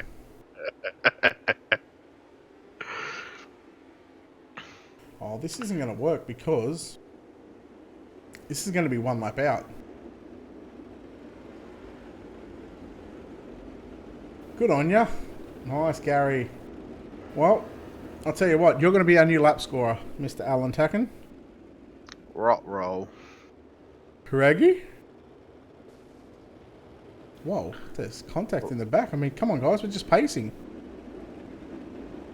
All right, here we go. David Sanford alongside Hayden Warrington in row number 1. Row number 2 going to be Cole Morrison and Mitchell Peskilik, Ben McSweeney and Brett Jr. Morris.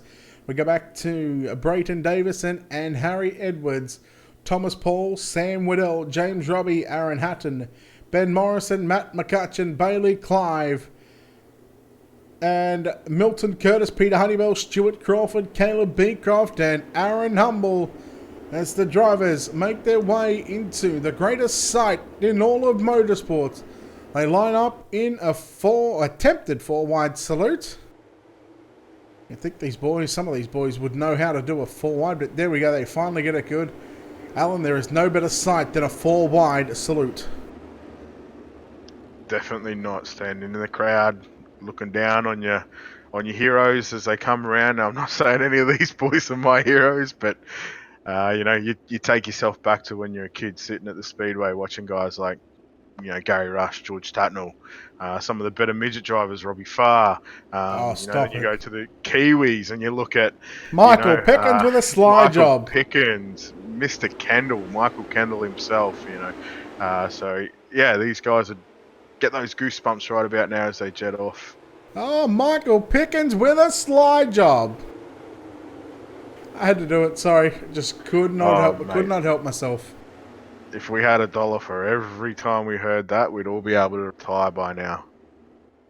I would have retired after one meeting. But anyhow, 30 laps. 30 laps on the board. The New Zealand Sim Racing National Midget title here at the dirt track at Charlotte is about to go green. The dirt track at Charlotte, let's get dirty for 30. We are green here in the main event. And David Sanford, Hayden Warrington, look at Edwards rolling on the top side of the racetrack. Brett Junior Morris quickly going to move into position 3 wide in turns 3 and 4.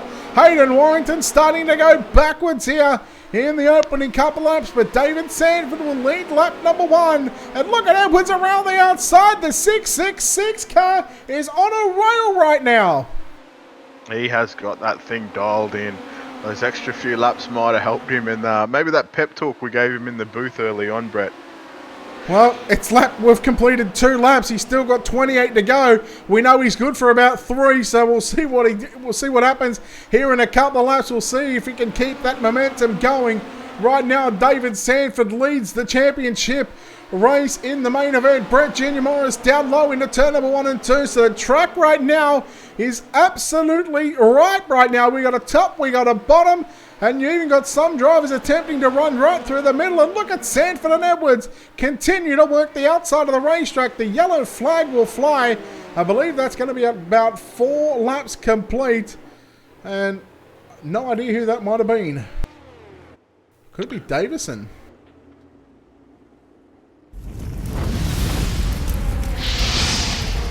That was. We'll take a look here at your wicked cushion instant replay.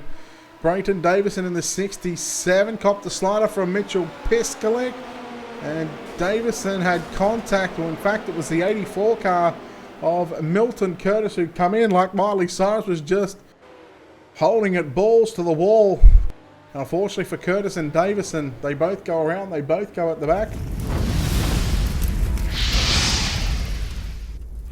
Yeah, not a lot Brayton could do there. Piskalik just slid up and kind of took that liner away from him. People probably look at that and say textbook slider. In sim racing, probably not so much because you're not afraid of dying. Hey, you're not afraid to wreck a sim car that's worth nothing compared to a real car that might be worth anywhere up to $30,000, $40,000, $50,000. Yeah, exactly right. So. Yeah, and they're probably not afraid of getting hurt either, Brett. Well, have you seen some of the way these young kids are nowadays? They're like a twig. Anyhow, going back to green flag racing, David Sanford gets back on the loud pedal. The main event once again underway here at the dirt track at Charlotte. David Sanford leads from Brett Junior Morris in second. Harry Edwards in third. Look at Ben Morrison working low. Ben Morrison, in fact, moves into position 3. Run to the bottom side. And look at the gutter rat. James Robbie working down low. And look who's behind James Robbie. The 1NZ car of Matt McCutcheon. He's now side by side with Cole Morrison in the 36 car. But here comes Robbie on Edwards for position number 4. See Mini Mac running the top, Edwards running the top. You've got James Robbie down bottom and Cole Morrison. Again, another sort of surprise packet for me. I haven't heard much of Cole on the iRacing scene, although I haven't been around that long myself. But yeah, he's doing really well, holding his own against some really experienced drivers there. All right, Ben Morrison now to the front of the field, run on the bottom side of the racetrack. He has been in sublime form on the restart, or since the restart. Brett Junior Morris rides in second, and at the moment, Sanford working on the outside of Brett Junior Morris. It just seems right now, no matter if they're hopping teams, these two drivers are always going at one another. Yeah, they'll be those two boys will be hoping that that top comes in. I know they've got their car dialed in for the top.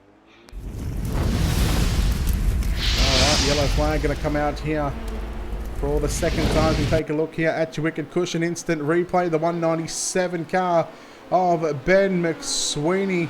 See what happens here, and I believe it happened in turn number 1 and 2. Oh, Davison and Honeywell got together. McSweeney nowhere to go.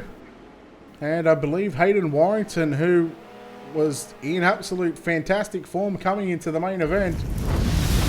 Unfortunately, his night has ended prematurely as we come back to the dirt track at Charlotte for your main event. Are you surprised right now, Ben Morrison out in front? No, Ben's pretty consistent. When he's got his head switched on, he's very hard to beat. So the thing that Ben needs to stop creeping into his game is trying to hit that lip too hard or that cushion too hard. But at the moment, there's no danger of that happening. He was running the bottom side of the racetrack. That's where he picked up the race lead. And, well, wouldn't this do his confidence an absolute world of good? You know, he might be able to run the lip, but he will certainly run his own lip if he was to get the 1NZ on the tail tank of that car. Have they told you how many laps are left? I cannot tell. I actually got caught up in the racing and stopped counting. Good chat. That's, you know what, I was good for about the first 4 laps, and then that was me done. I think we're on about lap 7 or 8, to be honest. Yeah, we'll roll with about 20 to go. Roughly around there. I'm sure Race Control will let us know at some stage during the night. Ben Morrison, once again, going to lead the field into turn number 1 and 2. And we're starting to see a lot of the guys go to the bottom side of the racetrack. Look at Cole Morrison, the only guy inside of the top 10 to run the top side of the racetrack at both ends. Everybody else fighting to stay down low. Matt McCutcheon in 4 spot. Your pick, Aaron Humble in position 11. Look at James Robbie and Cole Morrison going to the top side. And there goes Edwards on by Robbie. But Robbie and Morrison going to fight back on the outside. But that bottom side, certainly the place to be at the moment. Oh, we're going to car over.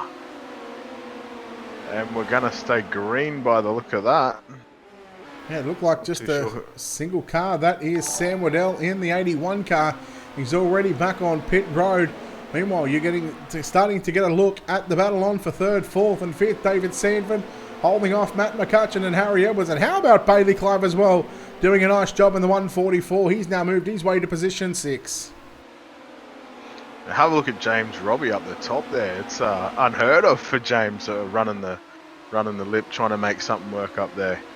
Now running the boards. Oh, Morrison with a slider on Robbie. There was contact.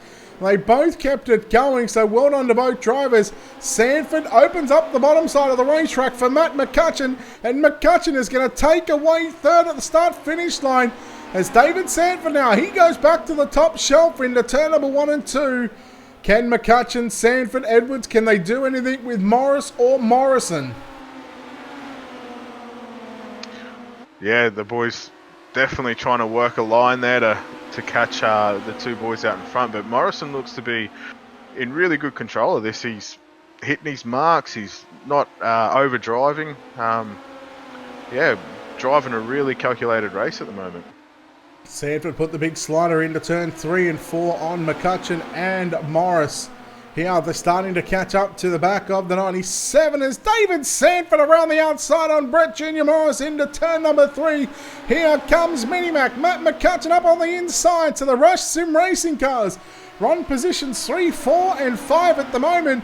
Matt McCutcheon slider from Morrison on Sanford. The race is on for the lead. Sanford coming back at Morrison into turn number 3 and 4. David Sanford back to the race lead, but only momentarily because here comes Ben Morrison. That top side's definitely started to come in now, and those boys are You'll see, as I said early on, Brett Junior Morris and Sanford would definitely have those cars set up for the top. This is where they'll be strong, and if they get clear, it'll be very, very hard to catch. Well, you look at the battle on screen right now. This is your top 5. Oh, Sanford into the back, and Sanford upside down on the back straight away. Oh, there goes Minimax spun on the entry into turn number 3, just as Humble and Peter Honeywell come by. Brett Junior Morris around in 3 and 4. And doesn't this shake things up once again? Definitely does. I think... I don't know what Brett was thinking there. I think he tried to throw a slide job on Morrison, hoping that the yellow would come out, and he went in too deep.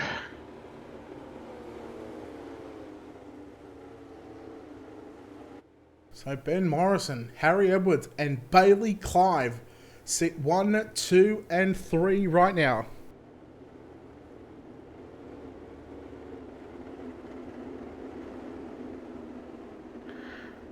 Morrison seemed to be really in control there for just sort of around that 10 to 12 lap mark, and you know, they've the boys started running that top there and started really reeling him in.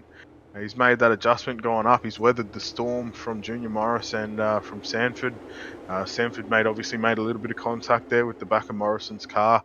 Again, very, very hard to calculate where your front Nerf bar is in these cars. You know, they one little touch in these cars and you're upside down. You're looking at sky dirt, sky dirt, sky dirt. So it's very, very important to try and stay clean and keep the car straight. But as we've seen there, Sanford just got a really, really good run on Morrison, and I don't think he wanted to get out of the throttle too much. So you know, we now see the result of it. But as we get ready for, looks like a restart.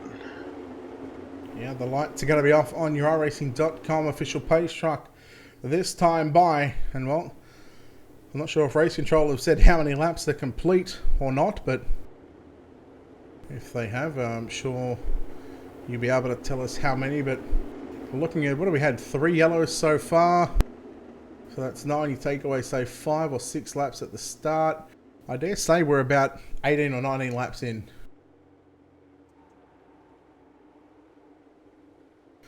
Alright, here we go, Ben Morrison.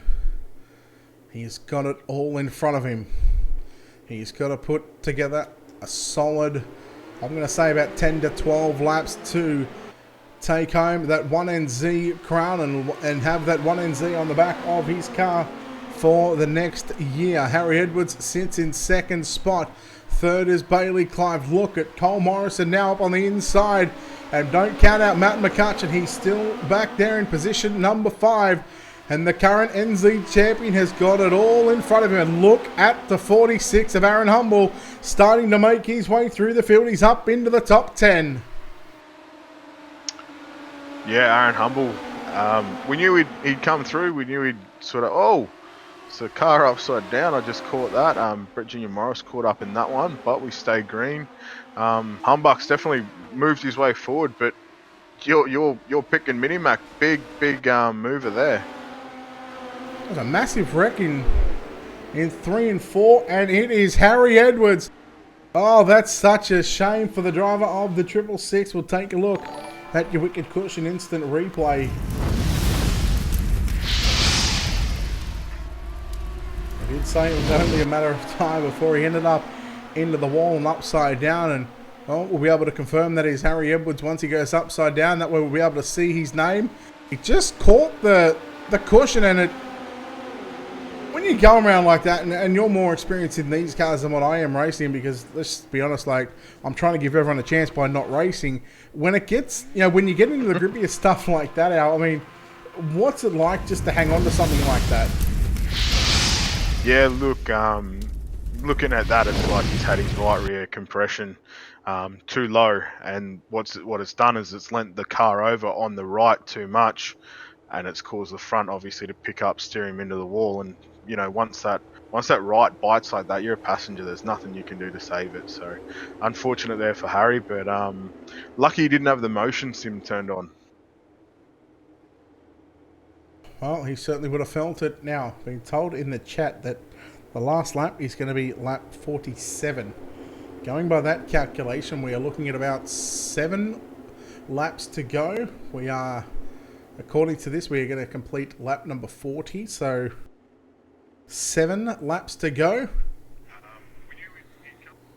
And Ben Morrison, Cole Morrison, sit 1-2. Matt McCutcheon sits 3rd. Bailey Clive 4th. And James Robbie the Gutter Rat sits in position 5. Green flag back out. And Ben and Cole Morrison run 1 and 2. And wouldn't that be a treat for those drivers to finish 1-2? McCutcheon into turn number 1 and 2 with a big slide job. We got a car upside down in turn number 1 and 2. For the moment, we stay green. Bailey Clive all over the back of McCutcheon into turns 3 and 4. 6 to run. James Robbie rounding out the top 5, sitting in behind Bailey Clive. Then you go back to Aaron Humble, who's trying to make the bottom work on Peter Honeybell, but Honeybell crosses him back over. And there's about 4 cars running for that 4th position at the moment, which is just allowing Minimac to open up. Bailey Clive open up a little bit of a lead and probably try and set his sights back on Matty McCutcheon rather than defending that 4th spot. Well, speaking of Mini-Mac, Matt McCutcheon, he was all over the back of Cole Morrison in turn number 3 and 4. I believe we are looking at 4 to run. Ben Morrison, he has got 7/10 of a second, make that 8/10 of a second into turn number 3 and 4. Apparently, from my calculations, we've got 3 to go. And wouldn't this just be an emphatic victory for the number 97 car? Cole Morrison, both the Morrison boys looking to go 1-2 here in the New Zealand Sim Racing Midget title. Matt McCutcheon at this stage, he's going to be relegated back to 3NZ, but would still find himself on the podium. Which isn't a bad feat considering he had to come through that B main, a loaded B main as well. So well done to Matt if he finishes there. Even if he doesn't, he's put on a good show. But the racing here tonight been sensational. Again, you look further down the pack at Aaron Hatton even. These boys are fighting it out for every single position. As we see, I think that might be Thomas Paul bike it as well, but stay green, sorry. Well, we've just started white lap 48. That's what I've been told is the new white flag lap. So there was a miscalculation. It looks like if this is going to be the final lap, Ben Morrison, he comes out at turn number 4. We'll see if he does the donuts or whether they continue to keep this race going. We stay green right now. He's still looking good on the top side of the racetrack. He's running 3/4, so nowhere near the cushion. McCutcheon with a big slide job on Cole Morrison. Cole Morrison comes back underneath him. Ben Morrison is going to check up, ladies and gentlemen. And he is going to get the win. Your new New Zealand champion.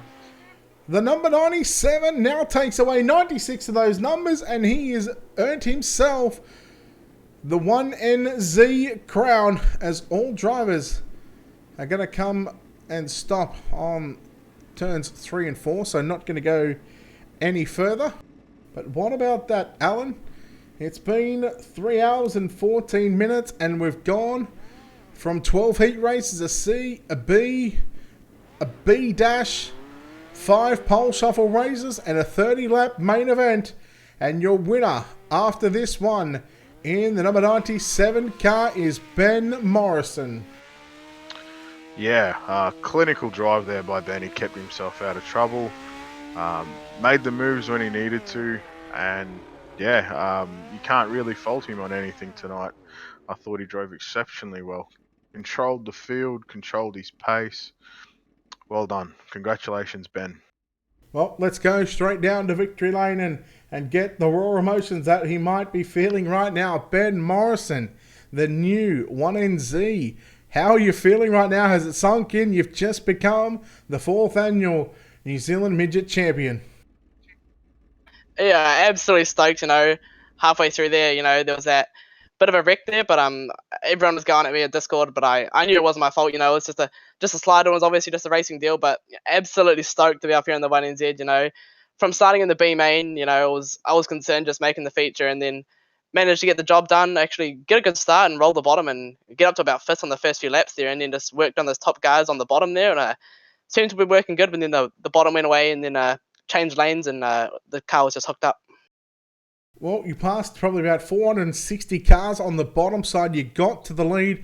Once that top side started to come in, you started to pull away from Cole and Minimac. Did you know at that point, with roughly around 5 to go, that you pretty much had it locked up in the bag? All you had to do was not mess up and just continue to hit those lines. Yeah, I knew I had a bit of a gap, and I was actually still pulling, so I thought, I might as well jump right off the cushion and just bring it a little lower, just to be a little safer, and it still worked out great, and I'm stoked to be one. Well, you are the 4th annual eSports New Zealand Sim Racing Midget Champion. Congratulations on this emphatic victory. Before we let you get out of here and celebrate, Bud, is there anyone you'd like to thank? Who gets it done for you? Massive thanks to PSR, the amazing team to be in, and the sponsors that go with our team. So we got a Sim Drive, Murray Bridge Bins Manufacturing, as well as Statewide Forklifts. They do a massive part for the. Well, you're the new 1NZ. Well done, Ben, and I'm sure we'll see that 1NZ in plenty of more races to come. Congrats, buddy. Yeah, thank you, man. Well, a very happy and a very elated Ben Morris and Alan will chat to, I'm going to say, his brother. Considering that they both got a Morrison in their surname, they're both Kiwis. You put 1 and 1 together, you get 2, and that's what we've got. And speaking of 2, we'll chat to Cole Morrison, who's standing by with Alan Tacken. Cole, you got a copy? Sure do, man. How's it going? Good, man. Good. Congratulations on the second place finish there. Just a quick question. Brett's just put 1 and 1 together and got 2, but I just want to make sure he doesn't get 4. Are you Ben's brother? Benny's uncle. Ben's uncle. So Yeah. Brett, you actually come up with 7 with that one, mate. But mate, look, congratulations So on you the let second your nephew place beat finish. you first of all. Yeah, that's a sad thing. We both race TQs together. It's pretty competitive, so you probably hold this over me for a while. But Morrison won 2. We'll take it. Yeah, you can't be any happier than that, mate. That's a really good achievement for the family. Now, obviously, you sat behind him for a bit there. Did you think you had anything for him? Nah, I wasn't quite putting the right rear in the fluff. I was just trying to keep it clean because otherwise, the wall was pretty close and Matt was catching me, so I just held on. But yeah, we got pretty lucky at the start because the start was horrible, but that sort of accident and stuff just allowed us to come through and finish on a high. Mate, that's racing. We see it happen in just about any event. But with Mini Mac breathing down your throat, did you feel the pressure? Where you're like, oh, if I hit my lines, I'll be okay. Like, did you have that belief, or was you making you doubt yourself? Yeah, I was definitely feeling the pressure. Like even in real life, racing the TQ, like my heart was beating harder now than it is then. It's pretty crack up. But yeah, on that coming into turn 4, I was just like, we're just gonna run the top, hopefully get a run down, and that's what happened. So, no, it was good event. No, mate, congratulations on the second place finish. A very, very well calculated drive. Just having a look there, you come from P14. So that's an amazing result for yourself. Anyone you'd like to thank, mate? Anyone that helps you get the car to the racetrack?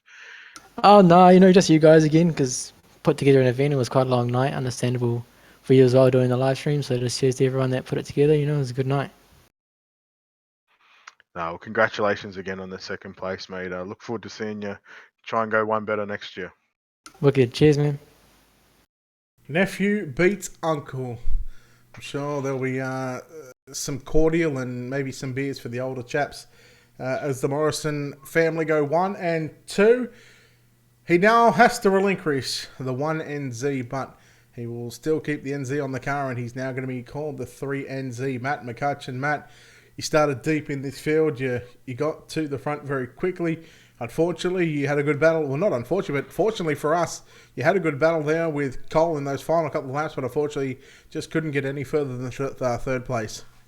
Yeah, we were having an awesome battle there. You can always race Cole inches apart, side by side for that many laps. That was an awesome little battle there. Massive respect goes out to him.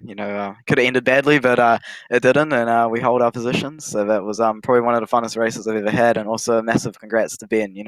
Winning the title. He must be stoked. Yeah, about as happy as you are when you won the title last year. But man, you were involved in an accident probably about halfway through that race there, and you managed to, come back through the field. I think you restarted in about 7th or 8th, somewhere around there, and, you managed to make your way quickly through this field. Do you think if the track was maybe a little bit more slicker that, you may have had something for the Morrison boys up front? Yeah, who knows? Well, sadly we'll never get to know, but I think a slicker track would have definitely spiced it up a little bit. Having a bigger cush, it would have been some big slide jobs. So, but we'll never know. But hey, we can't take it away from Ben. He drove so fast tonight, and he was consistent, and he got the job done. That he did, but your job, through 1NZ to 3NZ, I mean, a field of 40-odd drivers here tonight to finish third, you still can't be disappointed with that. Yeah, no, I'm stoked, So anyway, there's always another year, so we'll see what we can happen next year. See what happens next year. Are you chuffed, bro? Oh, mate, I'm chuffed. Bro, I'm you chuffed. are chuffed again. Yeah. Congrats on the 3rd place, bud. Sponsor shout-outs again. One more time. Who makes it happen for you? Yeah, I would love to thank Rushton Racing. Those guys, they help us out, and that was awesome. And I'd also like to thank you guys, Brett and Alan from Ultimate Dirt TV. You guys do an amazing job, and NZSR for putting on the show tonight. No, he didn't forget you this time, Alan. We're going to move him out. We're going to move him out of here just quickly. I believe we're going to have a final word from Mr. Harry Edwards. Harry? Hello. Did you want to finish something off here tonight? Oh, I just wanted to say a big thank you to everyone. Definitely Ultimate Dirt TV guys, Brett and Alan for putting on the show today. You guys did a great job. The whole 3 hours, I think. 3 hours plus. 3 hours, 22 minutes, 20 seconds, not counting though. No, I just want to say a big thank you to you guys for sticking with us, and all the guys watching as well, and everyone watching. Sticking with us, it does take a bit of work to get these shows going and how we want to run them. It isn't simply just pressing a few buttons and it goes. There's a lot of padding and a lot of work that goes into this. Alan mentioned something about having 60 odd people, which was pretty much the entire population of New Zealand. Alan, I think you sold him a bit short because we had 40 drivers here tonight. Let's just say 20 of them were watching the stream. So I guess you could say we had 80% of New Zealand's population watching. Yeah, definitely. But how could you not want to watch? How could you not want to tune in? I mean, you had New Zealand's finest sim racers here tonight, and they definitely put on a good show. So hats off to the guys at NZSR, in Harry and Brayton for putting on such events. A bit bummed as a midget driver myself, or in sim anyway. I wouldn't fit in a midget in real life, but in sim, a bit bummed that I wasn't allowed to run it. But apparently my birth certificate was forged. Harry wasn't happy with it, so yeah. Well, I'll tell you what, you might have to go see Gavin Sadler about that one, because he somehow snuck his way into last year's one. But speaking of not fitting in a midget, something that Harry Edwards got to do for the first time a couple of days ago. How was it? It was amazing, I actually yesterday, so it's kind of fresh in my head. It was awesome. There was a few problems with the car. It was stuck in 3rd gear. You meant to be in 2nd gear, but still got to put my foot down, have it go a little bit sideways and everything. But I honestly, going from iRacing to that, I actually couldn't believe how fast I actually picked it up and put my foot down. He's picked up on something already, and he's only driven once. A good driver will always blame someone else for their crap driving. Trust me, I used to do it all the time. Again, we'll wrap this one up, Harry. Again, thank you for allowing Ultimate Dirt TV to cover the action here tonight. No, thank you. All right, we'll get you out of here so we can wrap things up. Alan, thank you very much for joining us here in the booth. It's been a pleasure. It's been a pleasure 3.5 hours. We've had some good laughs. We've had some good racing, and overall, just a fantastic night. Yeah, it definitely was. I mean, as I mentioned earlier, the pinnacle of New Zealand sim races, running midget titles. It's by far the best class on iRacing. It provides the best racing. 3 and 4 wide. When you get a good bunch of boys together, you always get some really good racing. So, as I said, hats off to the NZSR guys for putting it on. And thank you, Brett, for having me in the booth. This is my first night, and hopefully many more to come. But if not, I understand. But no, thank you. Look, I must say, you won up on James Rice. You haven't swore tonight. He's in the swear jar for twice so far, and you haven't chalked that one up. So You're going to be welcome back again anytime you like. Just let me know and we'll get you sorted. We're going to wrap things up here from the dirt track at Charlotte. A big thanks to the guys at New Zealand Sim Racing. We've been live on their Facebook page. Plus, we've been live on the Ultimate Dirt TV Facebook, YouTube, and Twitch channels as well. If you haven't done so already, make sure you hit the like and follow button on our social media accounts. Big thanks to our sponsors here at Ultimate Dirt TV. You can check them out on our website. Head over to www.ultimatedirttv.com. Click on the sponsors tab. From there, you can click on Wicked Cushion, 19 Designs, World of Thunder iRacing League, Dirt Leagues Australia, JR Productions and Media, and Black Diamond Motorsports. On behalf of the team here at Ultimate Dirt TV, on behalf of the management behind the scenes, on behalf of Alan Tacken and myself, Brett Wheeler, we say farewell and congratulations to the new 1NZ of Ben Morrison. And until next time, we'll see you at our next broadcast. Good night, everyone.